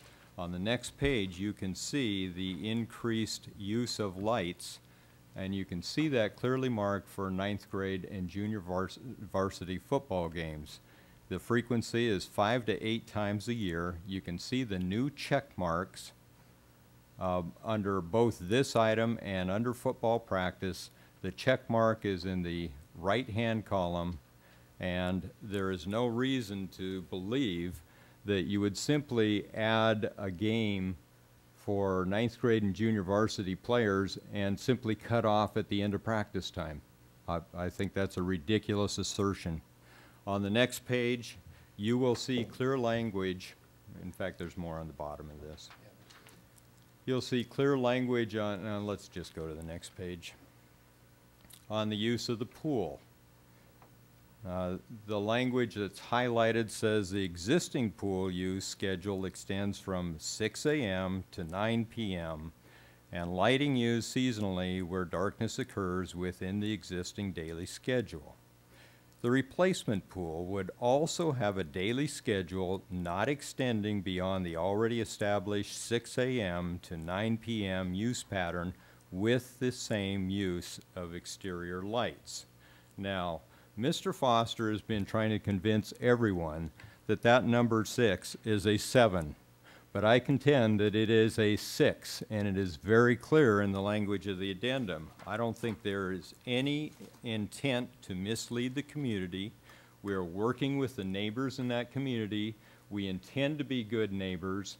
In fact, one thing that I've asked for Mr. Swanitz to do is to put together a complete schedule of games so that the community, the neighbors know what to expect in terms of games.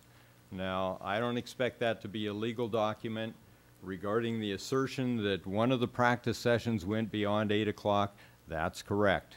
Mr. Swanitz reported that to me, Mr. Choi reported that to me, and they have dealt with it. Thank you. Thanks, Dr. Jarvis. I don't know if there's any board comment. The only comment that I would like to make is that I do think that this chart, this table 1, may be difficult for a neighbor to interpret. I think that the idea of putting together a schedule for distribution to the neighbors with contact information for Mr. Swanitz, who is the point person on this, would be extremely helpful and would also be very helpful in sort of ratcheting down the rhetoric surrounding all of this. I have to say that I went out to DP a few times in the past couple of weeks at night just to see what was on, just to see what lights were on. I do think the issue of the up lights on the exterior of the theater need to be addressed. Now, I don't know whether they're on for safety reasons, for students to be able to make their way around campus at night, but they weren't included in here. So I guess I'd like some clarification with regard to those particular lights. We'll take a look at that. I find it really hard to believe that the pool lights, and maybe I'm crazy when it comes to swimming pools, but I find it really hard to believe that those pool lights are a huge impact to the neighbors. Stadium lights are a different matter, and I would like to be a much more, I don't want to say less respectful neighbor or a more respectful neighbor, but I do think that the stadium lights do intrude quite a bit on the neighbors who live on Del Norte. I think that putting it out in plain language to the neighbors would be extremely helpful, and also clarifying for them the process of who you contact if you have an issue over the lights, I think would also be extremely helpful.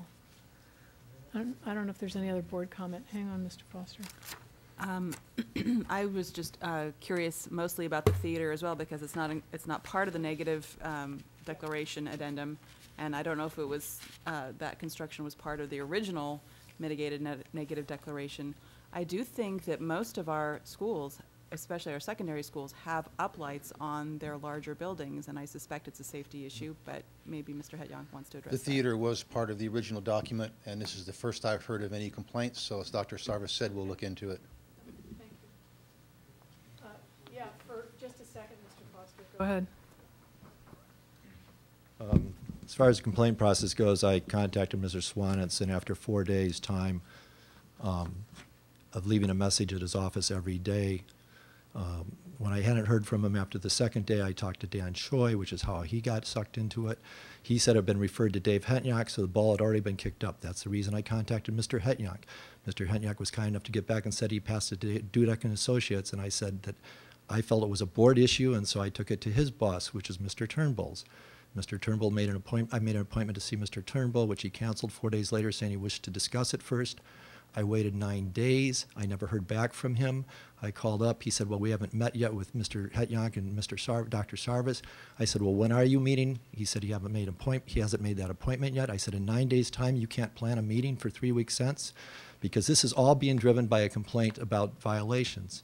And then, well, we never did meet, actually. Eventually, he told me that the meeting I had put on here was on the agenda. The complaint process doesn't work very well. I mean, I complained about the violation on the lights on Friday to Mr. Swanitz, and the lights are still on. I'm not saying you can't use the lights. You just got to change the negative deck. Thanks, Mr. Foster. Thank And you for I don't think appreciate your anybody would time. disagree with you that we strived for quicker turnaround times in our communications. And I told Mr. Turnbull that I had already responded to Mr. Foster. Okay. I didn't expect him to meet with him. I also advised Mr. Foster of Mr. Swanitz's correct email address. And that's important because he's very responsive to emails. Any other questions or comments by board members? Okay, so it sounds like we'll have some other details that we might see in the future, particularly regarding the theater. Thank you very much.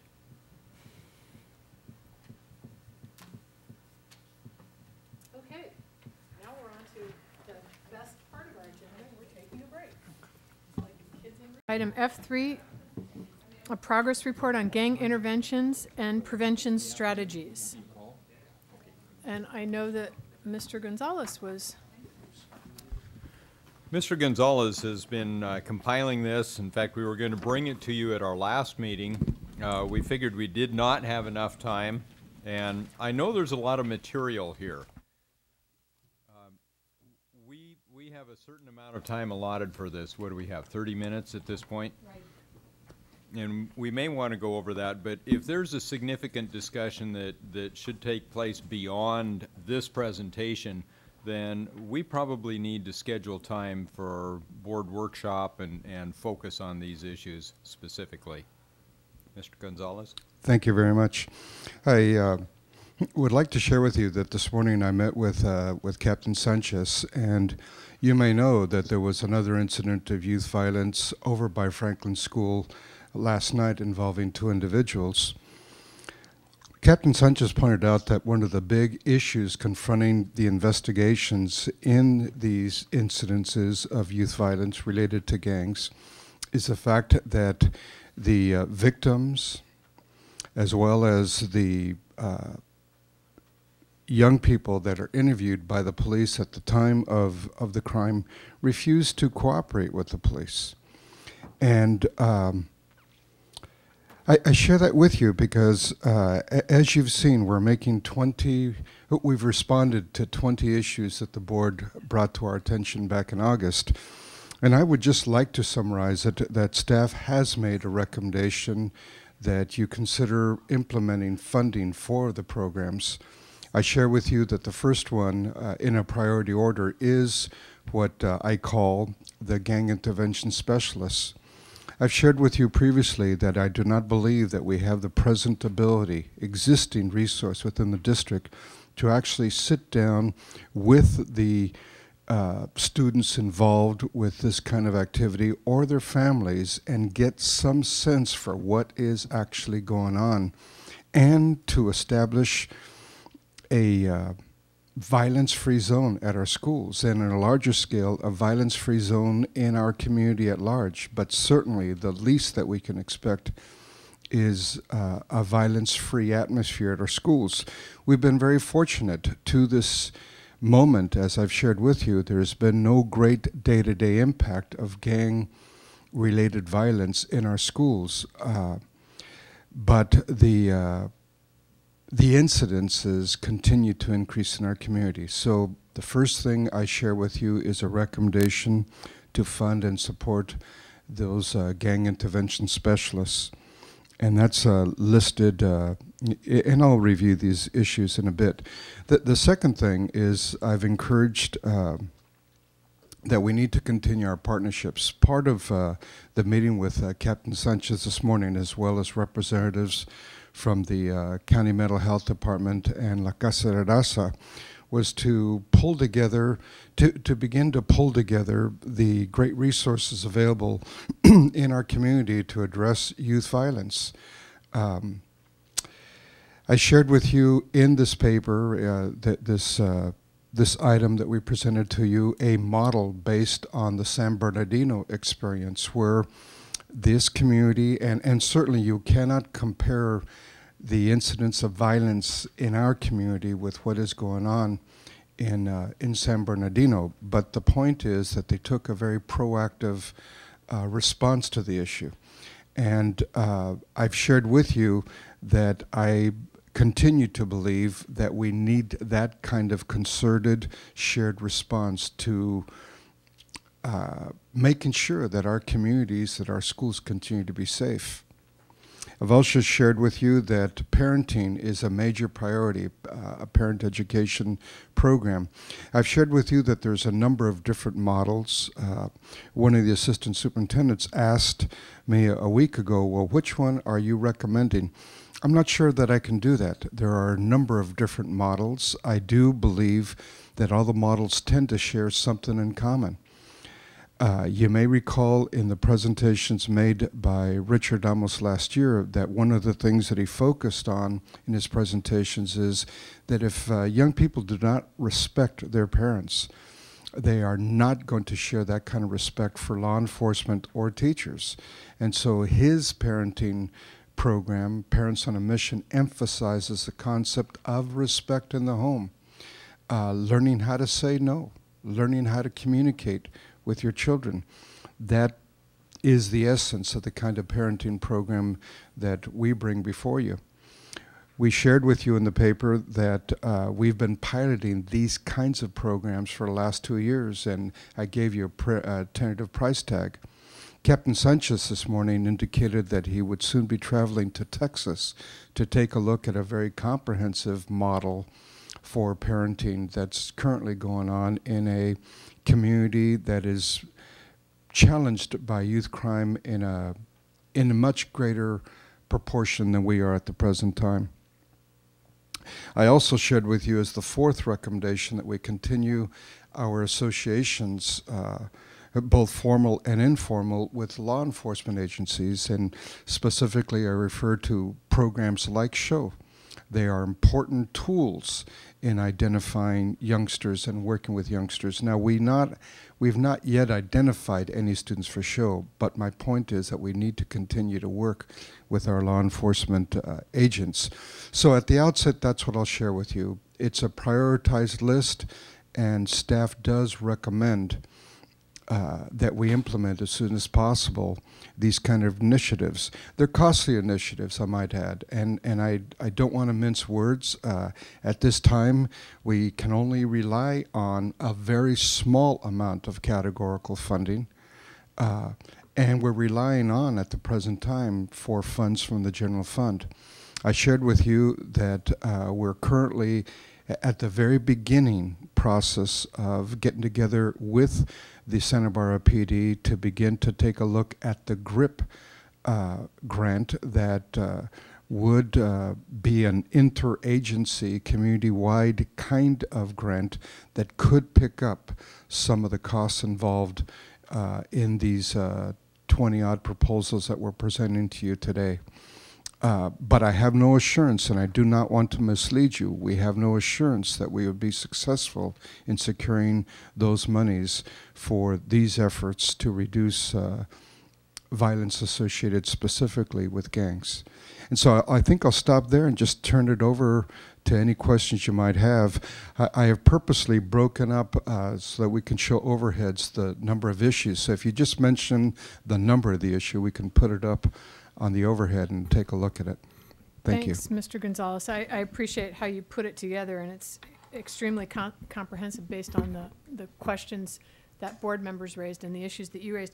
I just want to point out one quick typo, and the only reason why I'm pointing it out is because I think that the report is useful for disseminating to the community and for future discussions with City Council. And it's in that very first paragraph, what will the parent education program look like? And way down in the middle, I can't even count. You can look later. There's the word overwhelming, and it should be overwhelmingly. Very good. But I just Thank think you. the report is worthy of dissemination, so that is the only reason why I would point that out. Got it. Thank you. There's a lot here, and as Dr. Sarvis said, I don't know that in 30 minutes this evening, and now 20 minutes, but we can at least begin to take a stab at it. Shall we go issue by issue? Is that the best way to do it? I want to come right to his recommendation. Oh, okay, then let's do that. Personally, yeah. Let's begin there. And I want to talk about the things I don't see. Okay. I'll just take the one I do see, the gang intervention specialist. I'd like to see some evidence about proven effectiveness about that. Great. Could I make a comment about that right now? Absolutely. We actually have a record of effectiveness. I don't think that anyone in the room was associated with the district when we first piloted this kind of program. But I share with you the name Ross Castro. Ross Castro was employed as a gardener at Santa Barbara Junior High, some probably now 15 years ago, maybe longer. We, the district at the time, removed him. He had a great gift for working with East Side as well as West Side youth. We removed him from Santa Barbara Junior High and placed him as a community liaison at Santa Barbara High School. What Ross was able to do was establish a piece that existed for many years at our school campuses. And so we look at that particular model and say, here was a person who could communicate with youngsters that many of us find it so difficult to communicate with and their parents. And so I want to share with you that before the Pro Youth Coalition existed, we had a Ross Castro, and I would share with you that as an effective model. Now, if you're asking, do we have research-based U.S. Department of Education stats on this, we do not. I have not found that kind of research that would support it. All we can talk about is our own local experience some almost 20 years ago. Well, can I just ask you a follow-up question on that one? Because that actually was one of the questions I had. Because even though I wasn't on the board then, Ross was a very good friend of mine, and I know how effective his interventions with many young people were. And I was wondering if that's the type of intervention specialist we had in mind. Or, I mean, it's hard to find someone like a Ross Castro.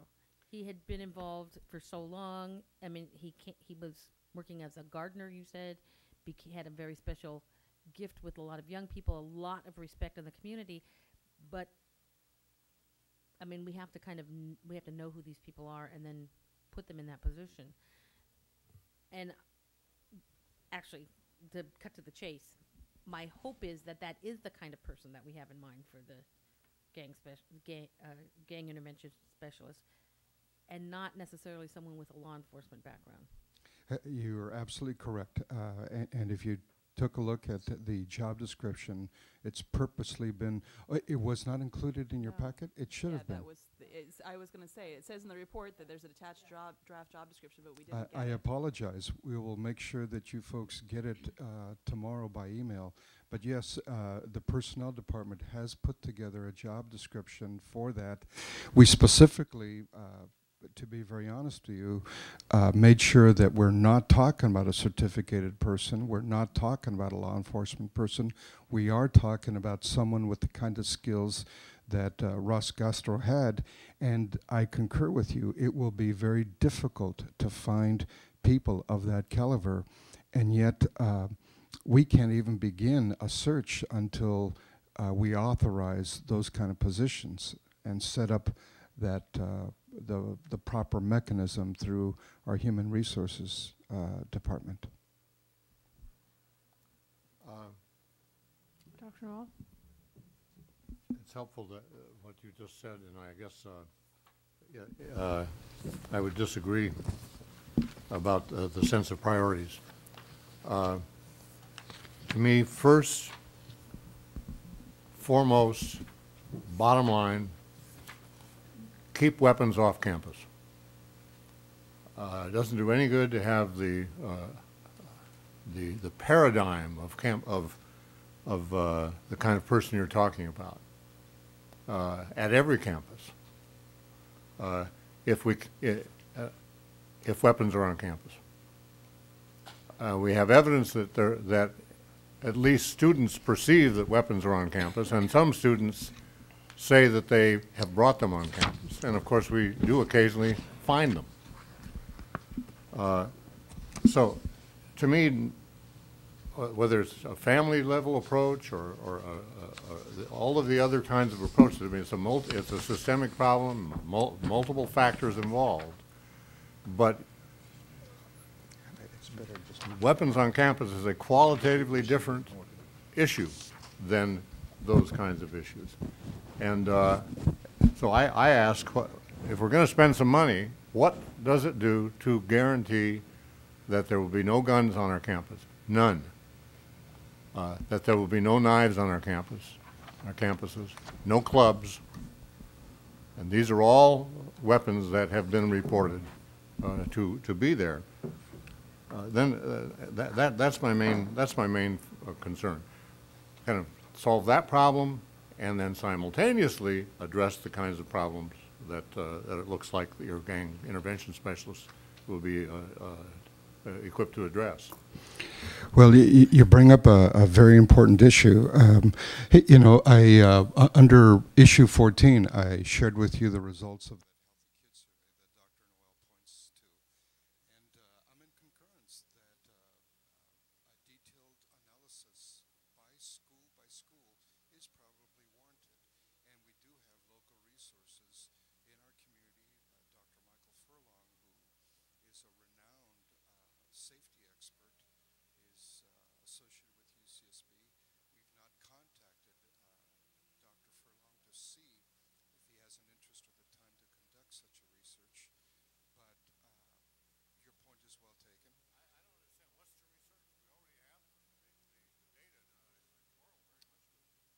your comment about those sample size calls into question reliability.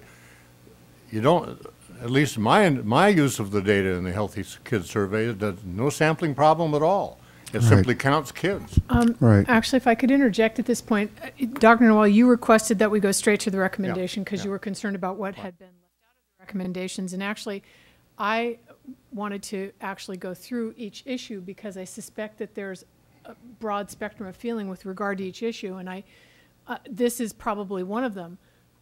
I agree with you that we don't want any weapons on campus, but we may disagree on how we go about accomplishing that. So I think that's why we probably need to be going through this issue by issue. I guess I related it to spending a lot of money on this gang intervention specialist, but I don't see a penny in there for something that I can relate to keeping weapons on campus. That was where I was. Yeah, and I've said it. That's when I'm finished. Yeah. Let me share one more point about Dr. Noel's comment that's very critical. Take a look at issue 15. We're talking about how do we detect guns, knives on campus. And I will share with you that Cecilia Molina, that does use handheld metal detectors, is sold on them. She believes that they've been very effective mechanisms, tools to making sure that during the school day, El Puente is a safe community. I also shared with you some data out of LA Unified, kind of dated 2001, that indicates that their experiences were not as positive as Principal Molina's. And so I simply say to you, the jury is still out. There is some data, there is reports on the 5th grade Healthy Kids Survey that weapons were seen or were brought to school.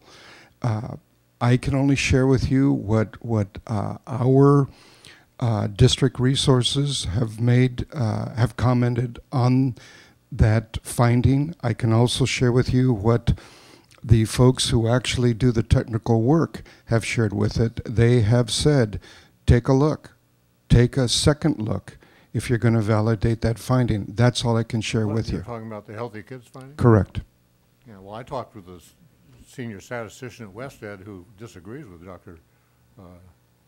Aiden's interpretation and argues that those findings are perfectly fine, especially because you don't, there's no effort, at least in the copy that I saw, to generalize the whole population. Therefore, there's no sampling problem. If you count 12 instances of a knife on campus, you're not saying that means that there's some larger thing going on. You're saying there are 12 instances of a knife on campus. Correct. That's not a sampling problem. Understood. But apart from how you feel about the survey or the survey techniques, we need to get down to how we prevent any weapon from being brought on campus. Absolutely. And incidentally, I would just, if I understand your statements under number 15 about the Los Angeles instance, I don't know what you mean by it.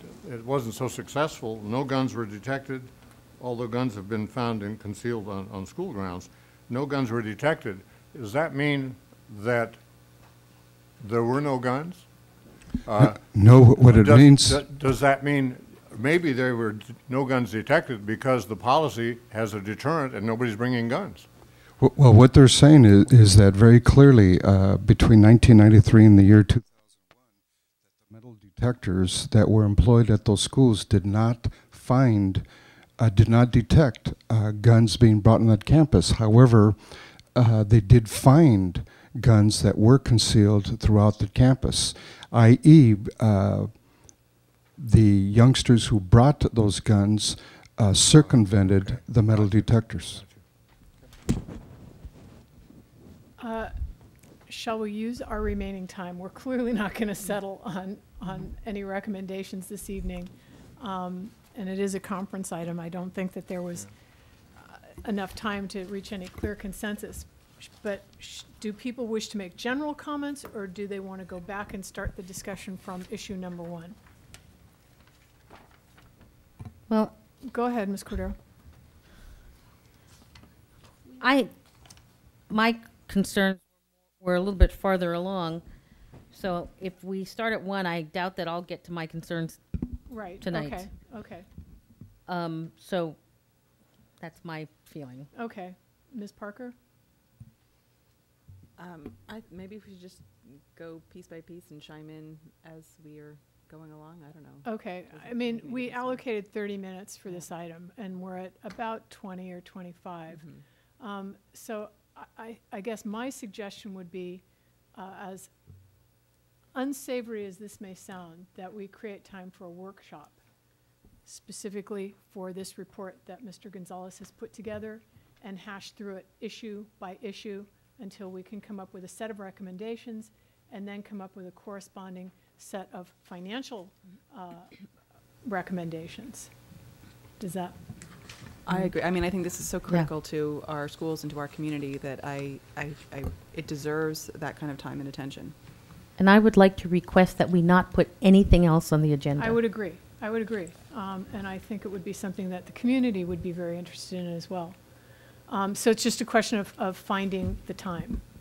And I would certainly like to write some comments on his comments, because I don't, I believe they are good food for debate. Well, this would give you time, Dr. Noel. This would give you time. Correct. Yes. This would buy you some time to put together a report. You're inviting me to do a report? You said that you were going to. I You said that you were going rejoice. to. Put it on your calendar. Mrs. Harder said, write a report. And be quiet. No. So it's really just a question of putting together a day, some time. So we can deal with that with future agenda items at the end of our meeting. As I said, a fantastic report, Mr. Gonzalez. Well, does that mean we're concluding our discussion now? Would you like to conclude now, or do you want to use the remaining 5 minutes? I would like to use the remaining 5 minutes. If Go that's for okay. it. I had a question on issue 11, which was, is there... Can we turn up the lights? I'm sorry. I can't see my...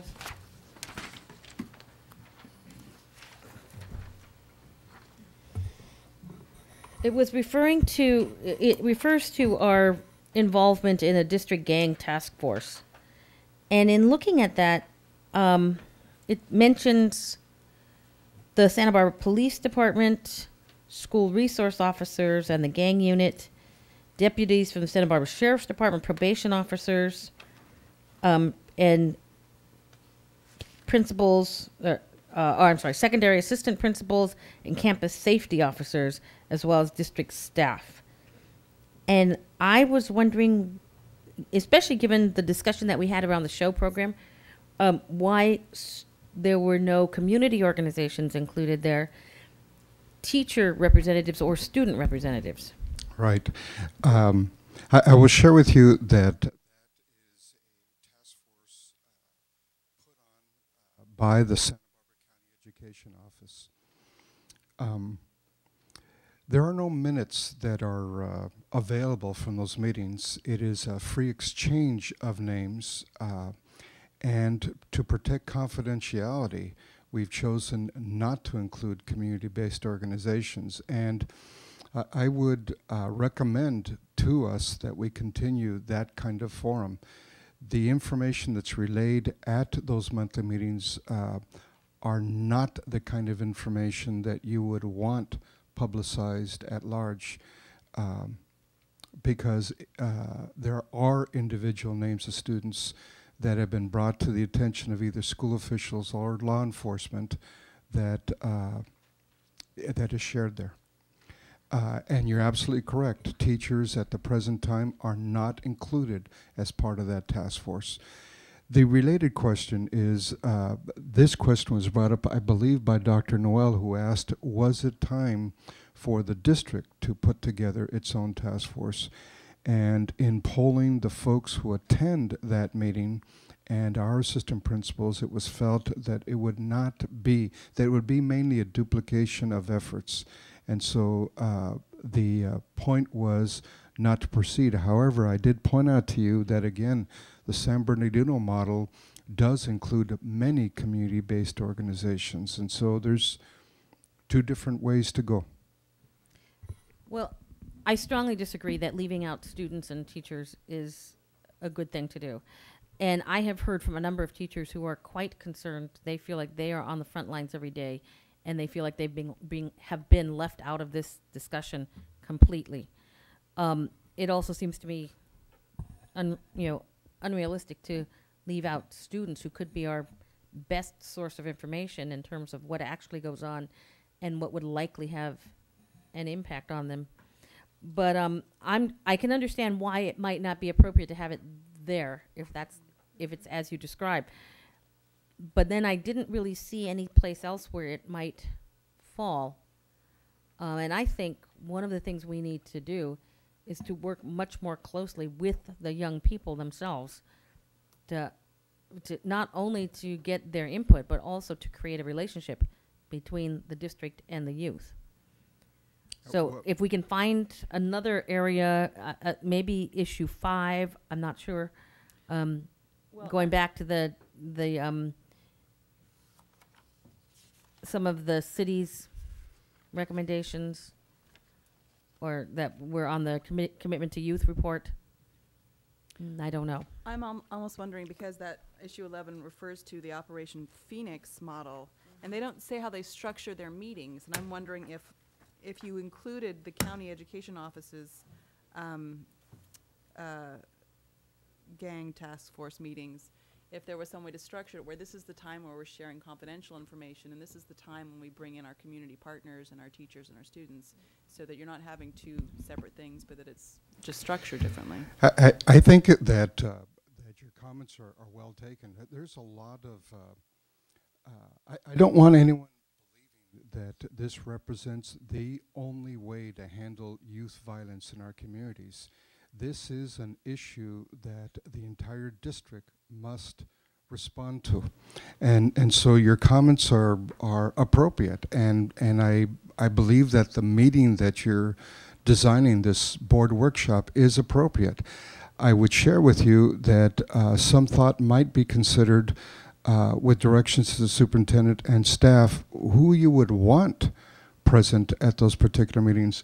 We're at about 9:45, and you can see the audience does not exist tonight. And yet this is an issue that affects us all. As my kids would say, true story. Thanks, Mr. Gonzalez. My sort of overriding comments are that I would like to find direction that is sustainable. I mean, from the brief history that you give of even the parent program, it, waxes and wanes, and it requires a consistent effort to make certain that there aren't these flare-ups in the community. And then the other comment is that we pay attention to where we're directing energy and resources so that we're covering, prevention issues, intervention issues, and gang suppression issues, and we're covering that entire spectrum of effort and not funneling our energies in just one direction or two directions. Thank you for that. I want to share with you one other point that, you specifically asked me to respond to the issue of violence related with gangs, but I want to share with you that the city's perspective, the Santa Barbara PD's perspective is that this is not strictly a gang-related phenomena. I remind you that on March 14th, the day that Angel Luis Leonidas was killed, we had a suicide attempt off shoreline at almost at the same moment.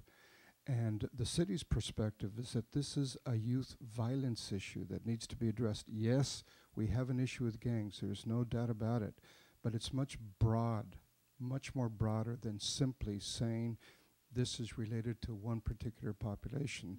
So that's the city's perspective and the Santa Barbara PD's perspective, and I would urge us to look at it in that light.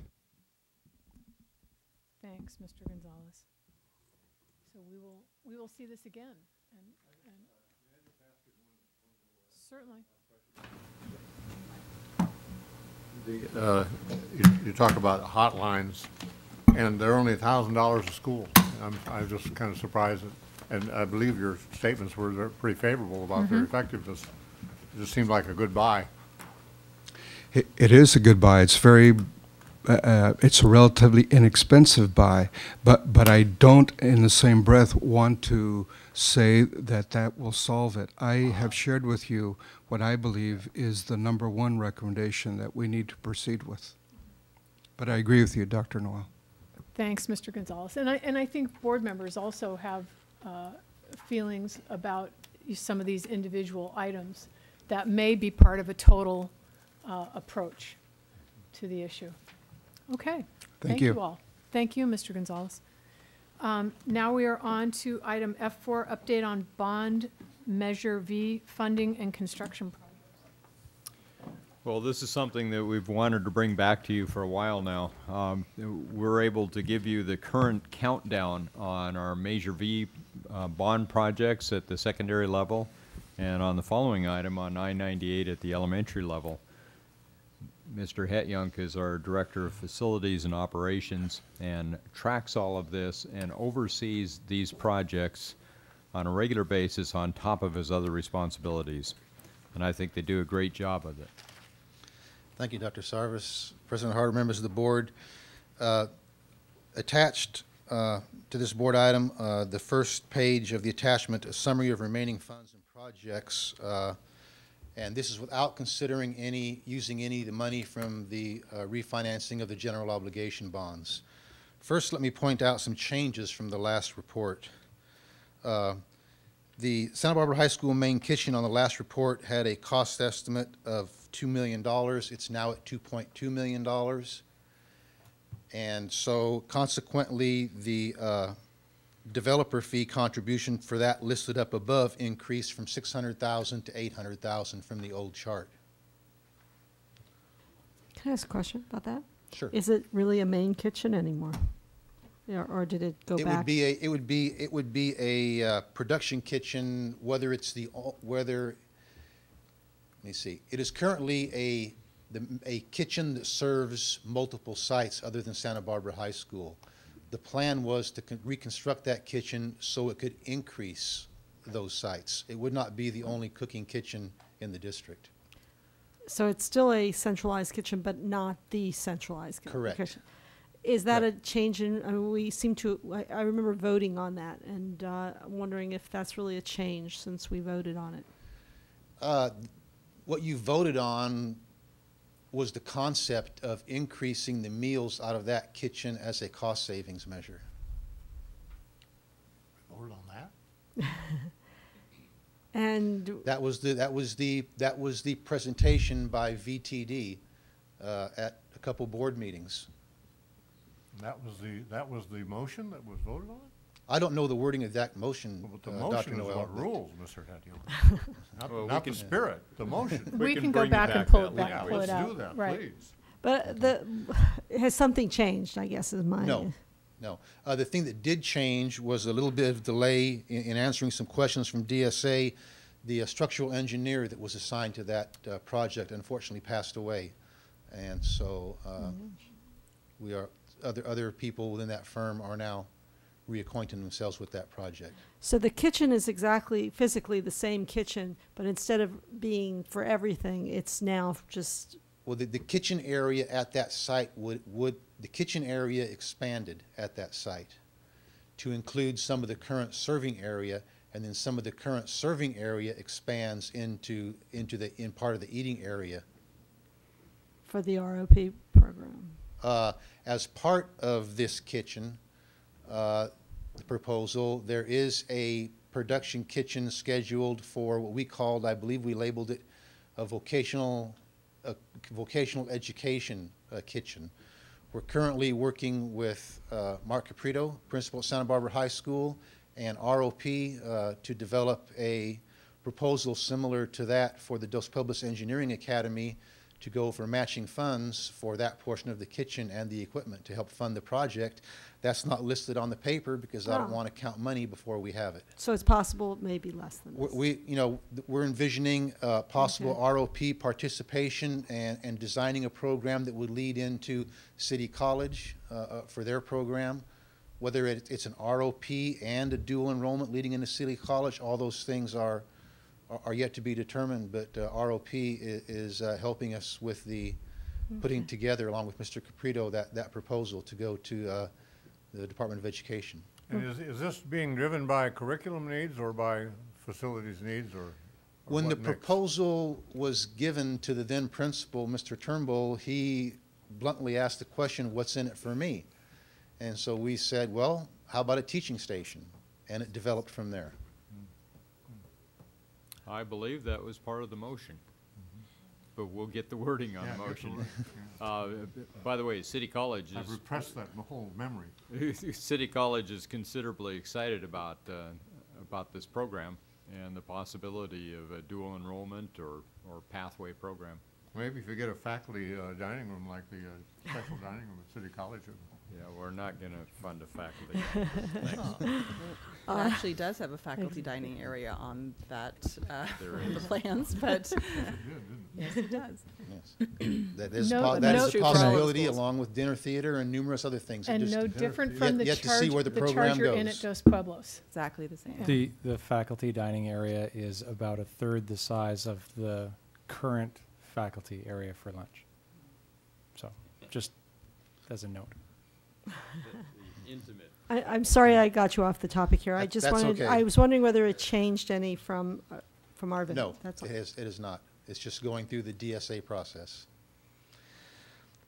On the remaining priority ones, at Dos Pueblos High School, we have some ADA work there to do that was not included in previous projects. When I say DPHS, additional ADA ramp and emergency access, that is the ramp between... Sorry, David, I'm sorry to interrupt you. We all smell smoke. Okay, I have a go slightly cold. I don't smell it. Go ahead, Dave. It was coming from smoke. Okay. That is the ramp between the new Ealing's Aquatic area and the baseball field. Currently, there's a ramp there that doesn't meet code. It's also some emergency access for fire department to the stadium at Dos Pueblos that they are requiring. La Cuesta hasn't changed from the last presentation. The Carrillo Street driveway hasn't changed. Santa Barbara High School, we're entitling this Modernization Phase 3. This is all the remaining ADA work per the Logan Hopper report and our transition plan that's yet to do at Santa Barbara High School. At San Marcos High School, we have 2 areas yet of ADA work that are required that are not under contract. One is the library, and the other is the visitors area at the stadium bleachers and some other ADA access pathways. These are just things that didn't get included in previous packages that we're required to accomplish. And as you can see, contributing developer fees and deferred maintenance, and if we do end up being able to use the refinancing of the bonds, it will minimize future impacts on those 2 other funds also when Measure V runs out. Another change is DP heating and ventilating used to be a priority 1 with matching funds. That was part of a larger package that went to DSA for approval and for accessing the funds. We were able to complete enough work with the first phase of that project where we did not have to do the heating and ventilating to access those funds like we thought we would, so we don't need to do that project now to access the funds. So I've moved it from priority 1 to the first thing in priority 2, immediate infrastructure. So that is a change from your board-approved priorities. Okay. Everything on priority 3 remains the same, and we have not gone through and updated any of the cost estimates. Can I ask this question? There's a bunch of intercom systems at the junior high, 3 different junior highs, and wondering whether that's a safety issue that I don't know whether it will become one. Yes, the intercoms are getting older, harder to repair, harder to find parts. I guess what I would throw out there, and I also am reluctant to delay that kind of improvement, but some of the other items that are dictated by Logan Hopper are much bigger ticket items, and if we don't do it with bond funding, it won't get done. Whereas $30,000 expense for an intercom is possible to do with deferred maintenance. I was just saying, maybe ahead of the DP ventilation, whatever. Those are your board-approved priorities, and you have the option to just move change them them. around. Yeah, my understanding is also, I don't even see on here, DP doesn't even have an intercom system. Is that correct? It's the only, is that right? I'd have to check on them. Yeah, I'm not sure all of them. Yeah. They may not. Which is kind of a scary thought too. Well, they have a phone system. That, do they? Yeah. Oh, okay. They have phones in every classroom. Oh, okay. Okay, that sounds like, yeah. Do these schools, I don't want to know. That's okay. Ms. Parker? I just have a quick question about the Santa Barbara High School exterior painting. I feel like that was maybe on regular maintenance. That was a project that was on deferred maintenance. It was on deferred maintenance. Yes, it was the exterior painting of the J.R. Richards Gymnasium and the fascia trim on the main building. So is that this expense here that's still left? That is not indicated on this list anywhere. It was strictly a deferred maintenance program or project.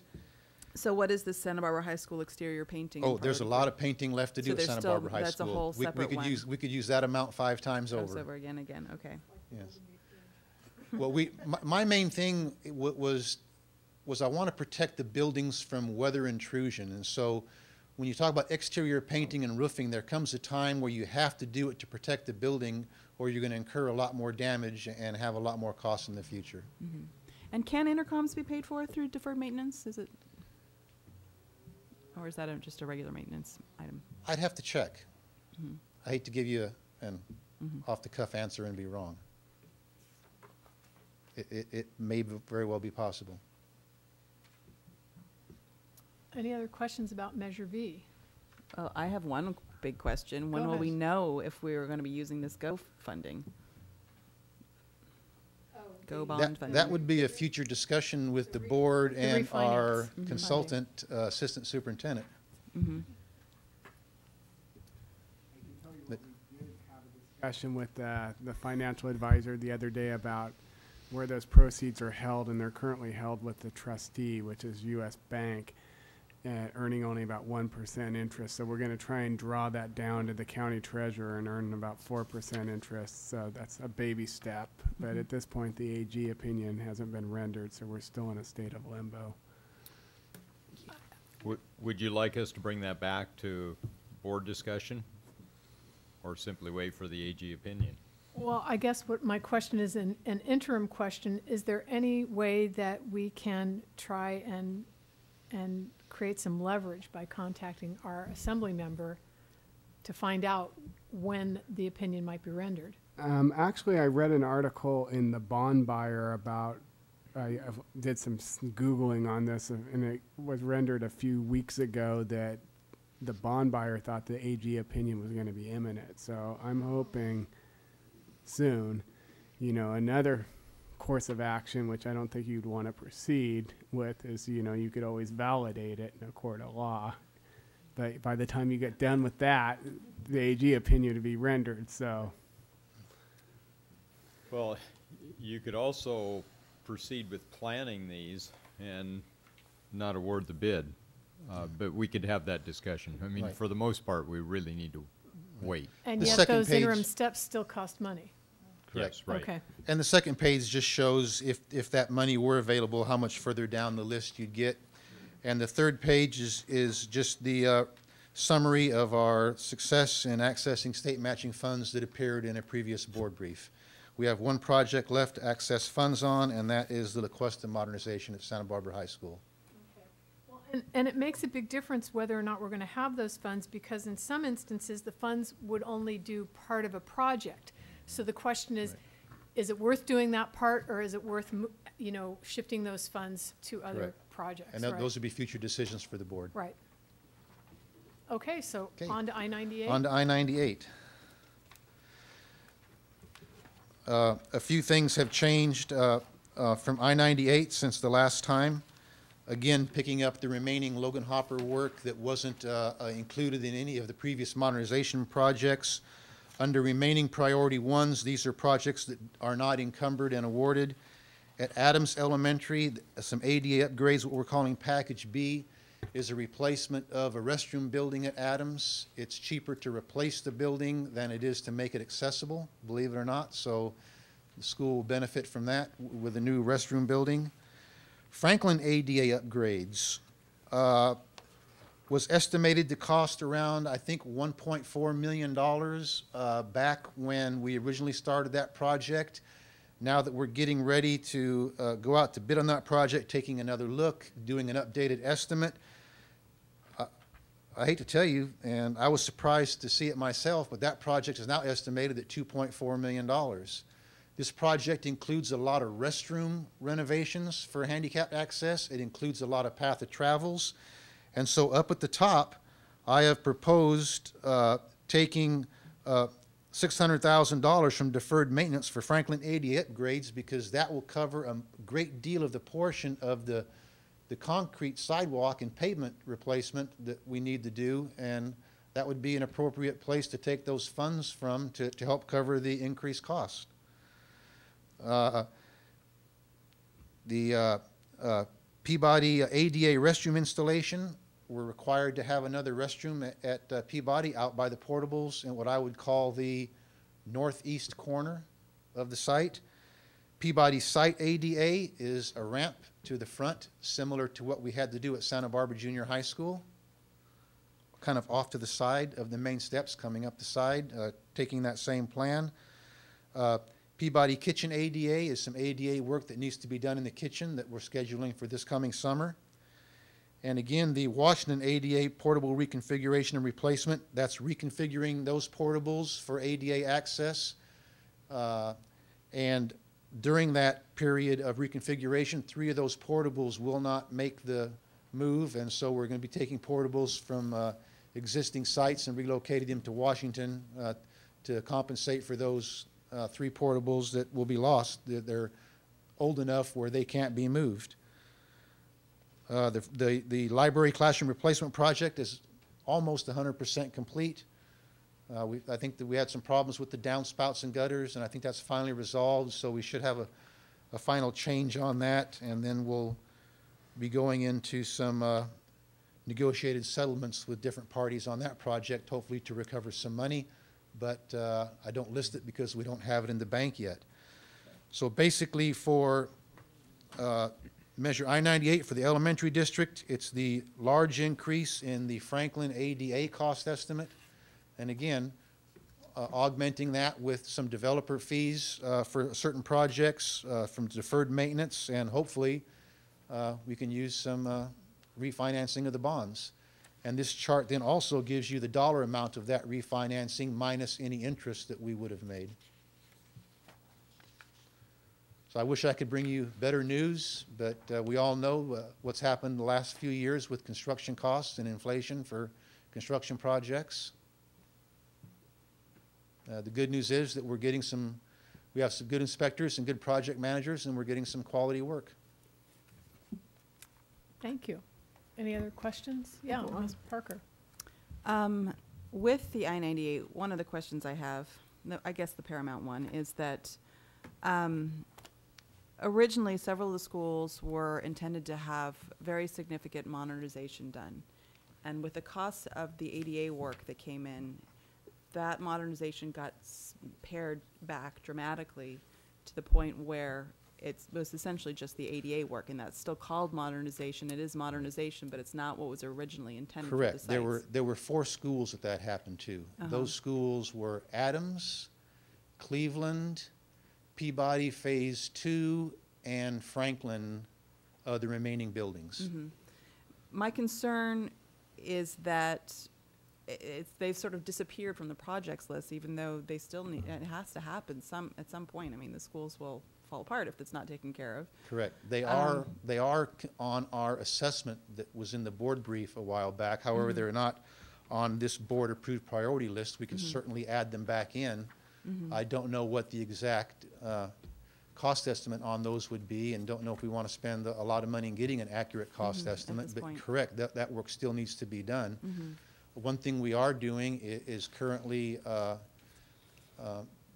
putting out a package for E-rate to bring communications to some of those schools that don't have the communications. So again, hopefully we can leverage E-rate for some funds, and we can offset our matching part with the developer fees for that reconstruction of that portion.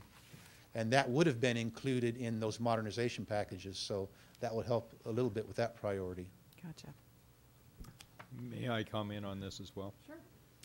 I'm sure the board noticed that that even with the general obligation bond refinancing proceeds, we might be able to finish off the Washington ADA portable reconfiguration, but we still don't get to the Adams new library, the Washington new library, and a number of other projects listed down below in priority 5. And as Kate Parker just suggested, there were still some things that were on the original list that that have really fallen off of this, and we're keeping track of them on a different list.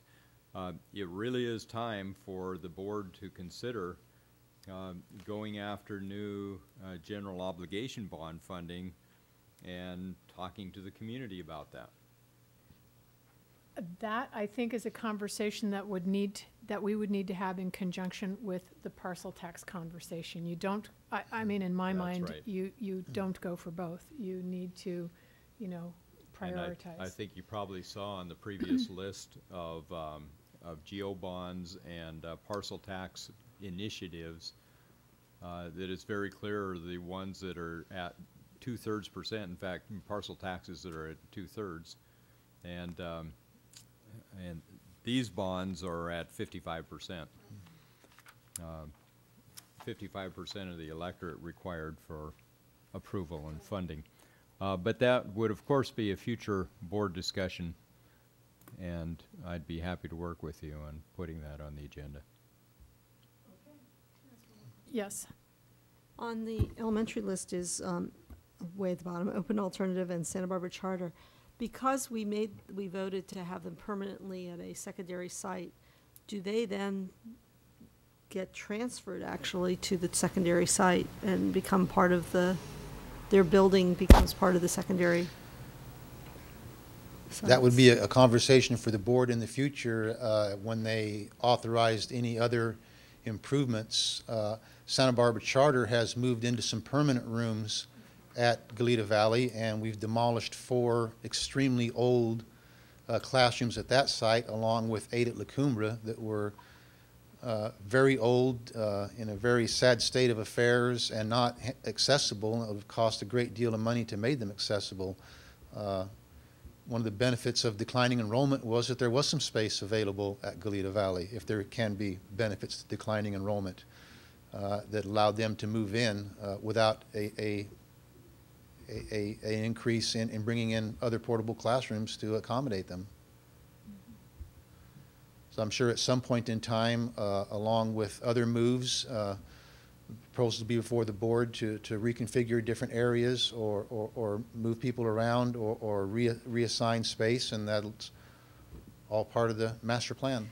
It just seems that if you're going to perhaps improve or whatever those rooms, they become part of the secondary district rather than the elementary. The secondary district is the holding site, so you could very easily justify having the secondary district do the improvements, especially in the case of Santa Barbara Charter, because they pay rent to the secondary district, so they'd be paying rent to help offset their use of the space. Okay. If I may, without violating the Brown Act, future information on capital funds. Mrs. Parker asked a question on developer fees. That'll be in the board brief this Friday. Dr. Noel asked for some additional information on deferred maintenance. That'll be in the board brief this Friday. And I hope to have the developer fee report to you at the December 11th board meeting. Great. Thank you, Ms. Parker. I just wanted to weigh in that our priority 5 in particular, those all other projects, they don't include some things that need to still happen, and they include things where we've changed direction so significantly that it seems like we have no money, so why are we even bothering with priority 5? But it's somewhat misleading for it still to be there. It is misleading, but I didn't want to change them because they were board approved priorities, and until you took action to remove them, I didn't want to preempt your decisions. Well, and we will have the facilities master plan meeting soon, which may not get to all of this, but certainly it would be another agenda item to deal with altering these priority lists. Thank you, Mr. Hayonk. We have a speaker on this item before we leave it entirely. Lane Wheeler.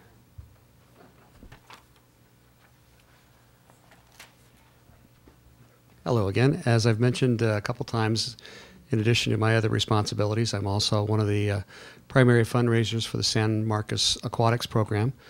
And I would request that the board take another look at that particular facility. I realize that there were some agreements made with where the position of the pool was and the facilities as it was discussed with previous administrations and aquatics directors.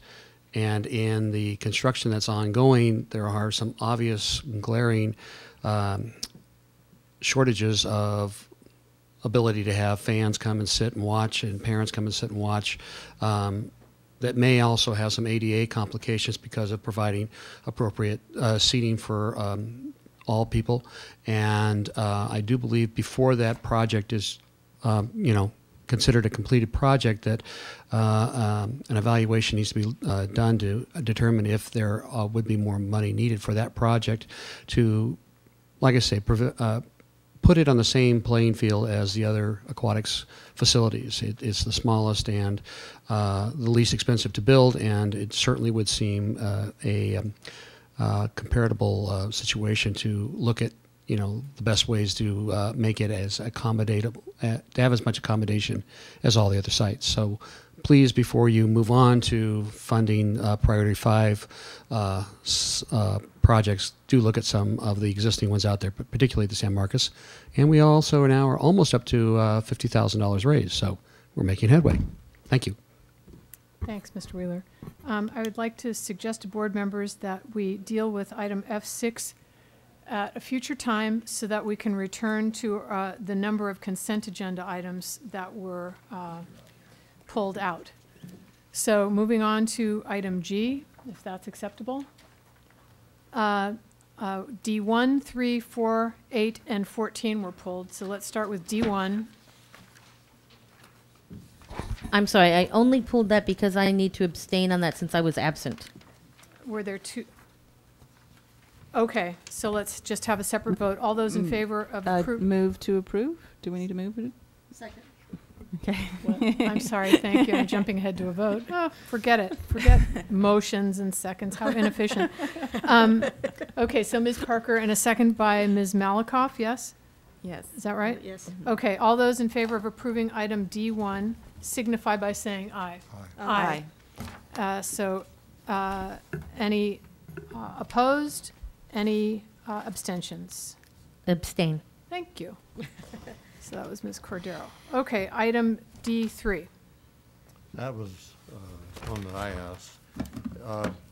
I'm looking here at the international, third item down, Dos Pueblos High School teachers, International Baccalaureate Teacher Training Workshop in Tampa, Title II funds.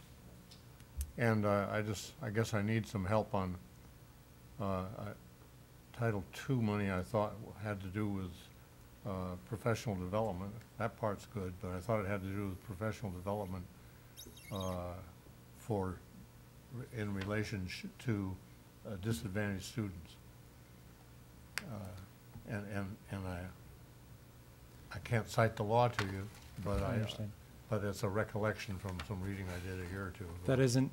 That isn't the understanding that I have. I believe that Title II came originally with Title I, as you had mentioned before, but for the most part, it's tied to No Child Left Behind and teacher quality. It's not necessarily one-to-one the way that Title I is. Title I, you spend $1, it goes to a Title I student. Title II is apportioned by the ADA. I don't know what the dollar amount is, and I don't know, Michael, if you know what the dollar amount is either, but it's apportioned by ADA from the previous year, and it's not tied to underrepresented students or students who are necessarily labeled as Title I. So it's professional development Teacher training. for all possible programs. I'm looking at them. Correct. Mr. Gonzalez. Okay, That's I why wanted to get that clear. Right. That's why it's broadly titled teacher quality. Yeah. Okay. Thank you. So is there a I motion? move to approve. Second. Thank you. All those in favor signify by saying aye. Aye. Any opposed? Okay, passes 5-0. I have D4. And I just was going to ask, and Robin Sawatsky isn't here this evening, I was just going to ask whether this included that City College would do the TB test or the fingerprinting, or and whether that would happen. Well, we do get that done. I don't know who gets it done, though. I think it's the district who does it, It's yes. probably up to us. It seems like something that City College might be I able can to get do you that. that information. Okay. We can get it into the board brief. It's not that. Do you want to vote on it and then Yeah, have no, Dr. that's- Sarvis yes, get the information it's to fine. us? It's fine. I just wanted to make sure it was being done, but I thought it was something City College could do. Okay. But I'll move to approve. Okay, is there a second? Second.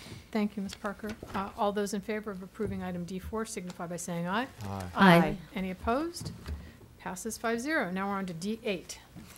Well, that was mine, and I simply have a question. I don't, there are a couple of dozen entries here for football game support at DP, at Dos Pueblos, ASB funds, I gather. And since I don't see anything like that for the other schools, I just want to understand what that's about. There, my goodness, there are 1, 2, 3, 4, 5, 6, 7, 8. There must be at least a dozen. Can you explain that, Mr. Turnbull? Well, the ASB funds or trust funds often are they're the receiving accounts for a lot of the fundraising that happens in GATE, et cetera. Yeah. And so that's also the vehicle that's used, or the originating account that's used to pay the staff when they come and supervise. It's literally Associated Student Body. This is all kind of collected and dumped in here at one time. That's why there's so many. Most likely, yeah. This The is one bookkeepers, game, wearing my old principal hat, generally speaking, what happens is the bookkeepers receive all of these things depending on how often the coach and the ADs put them all together. I moved to. Well, I noticed that, Oh, I'm sorry, I was just going to say, I noticed that there's a lot in there for San Marcos High School, too. Okay. Not in that same section, but I guess it's all the same explanation. Entirely a timing issue, I would imagine. So a motion by Dr. Noel, is there a second? Yeah, can I just, it's a little late in the evening, but there are a lot of retirements. Maybe won't go through it right now. Is there a second? I'll Yeah? second it. Second. Thank you. Oh. Who seconded? I have it down, Ms. Parker. All those in favor of approving item D8 signify by saying aye. Aye. Aye. Any opposed? It passes 5-0. And then finally D14. That was I just don't understand one sentence. In the first paragraph, on October 3rd, the board gave approval for submission of the application for career technical education facilities funding to reserve matching funds. I didn't know we did that. Yes, we did. The funding part? I remember, I thought we approved the project and we approved the application. Yeah, that's You what did, it is. Dr. Noel. You did approve the project and the application, and the last board And to meeting. reserve the matching funds, that's the part. The matching funds was a separate board action. The last time that Mr. Amir Abu Shahir appeared with me here at the podium, that was after we had got the score back, and we were celebrating the score and the success of that. And then I had a board item before you that said, now we need to have formal board action approving the submission to reserve the matching funds. And that was a board item either 1 or 2 board meetings ago. Apparently it was October 23rd. Well, it was that reserving the matching funds. So what does But that? that's tied to the application for career technical education facilities funding to reserve matching funds. That's like First, one. at a big- separate board meeting approximately 4 or 5 months ago, you approved the submission of the grant No, I know that. application. It was at a Okay. July meeting. And July then meeting. at the October 27th meeting, That's the which one. I missed, that's the one Yeah. where you. And that means what then? That means that we have notified the state that we intend to have matching funds available, and we want them to reserve their $3 million worth of funds. Did we say where the funds are coming from? We said fundraising in the application. They're going to be fundraised. Now it all, And- that I remember crystal clear. And now That's why I asked the question, because this seemed to suggest something other than that. Well, they have not been able to fundraise yet the No, amount I- needed I to start got the all that. process, right? No problem, Mr. Hetyon. Okay. Now, the next question is about the fiscal impact, about advancing this money for the architectural work. And the question to you, Mr. Hetyon, because this is $500,000, is that on top of the $3 million? No, that is, the $6 million project includes the architectural fees. Yeah. And you won't be advancing the full amount. This would be the full amount of the architectural contract through the end of construction. Okay. The architect will Yeah. just bill per progress, but in order to cut a purchase order for this agreement, and I've received the contract from the architect today, so I'll have the full contract to you for board approval for the next board meeting. That would be the amount of the full contract. But we are, you say we're not advancing that money? Well, you wouldn't advance the full amount in the beginning. You would just pay, it's a pay-as-you-go with the architect. Yeah. And the amount, $487,500, is the total amount I of got all that. of the architect's work through the Do completion you of have any construction. idea what that schedule will look like? Yes, I don't have it with me, but there is a certain percent that the architect bills up to and including for submission to DSA. He bills for another part when it comes out of DSA and is approved. He bills for another part during construction, and So then he bills. those things we will be advancing depending upon their fundraising. And their progress. Yeah. Now, do we have an agreement with them about this? The board, the agreement, the fundraising agreement, we have a meeting set up, I believe, in a week for the people to come in, and then that'll be presented to the board for approval. Agreement almost identical to the one used by the Santa Barbara High School Theater Foundation for the theater seats. See, I particularly was impressed by the presentation that the gentleman made, and particularly about his attitude about the matching funds. And I just wanted to make sure that I understood how that mapped into this statement. Let me just say the urgency here is to give the architect that, green light on this. Yeah, I understand the timeline, yeah. Okay, but so we will have an agreement about them paying these architectural costs. I hope to have that agreement. Instead of the district paying them. Correct. I hope to have that agreement at this time, but I don't have it yet. Okay. Thank you They, very they much. have a board. They have a nonprofit board that must approve it also. Move to approve the proposal for architectural services from Kruger Benson Zima Architects for Dos Pueblos High School Engineering Academy. Second. Thank you. All those in favor signify by saying aye. Aye. Aye. So item D14 is approved. Now we are on to coming events, which Dr. Sarvis enumerated at the start of the meeting. Well, we'll see you here Thursday, the 15th, which is 2 days from now. We do have board meetings on consecutive Tuesdays. Tuesday, November 20, Tuesday, November 27. We sneak a Friday in on November 30. Then we go to Tuesday, December 4, Tuesday, December 11. Now, I know you were looking for a time to discuss gang issues. Well, hang on. That's not a coming event necessarily. Oh, That would be that's a right. future agenda We can item. wait till J. Board correspondence, board comments, future agenda items. So it's the gang intervention / youth violence item, and Dr. Noel, I think, also had an item. The curriculum council being put on the agenda in such a way that we could at some point vote to restore that program. So it would come usually as a conference item and then be moved Whether forward or to the. not to restore that Okay, so a conference item on the curriculum council, okay. And then what is everyone's pleasure about a board workshop on the topic of? January. Yeah? So you, I'm you just a- all I'm- have no stamina. I'm game for December. I'm just a little concerned. I mean, obviously, I think that these things need to move forward as quickly as possible, but there's certainly lots of information that can be gathered before. I could January. suggest some potential dates. Mhm.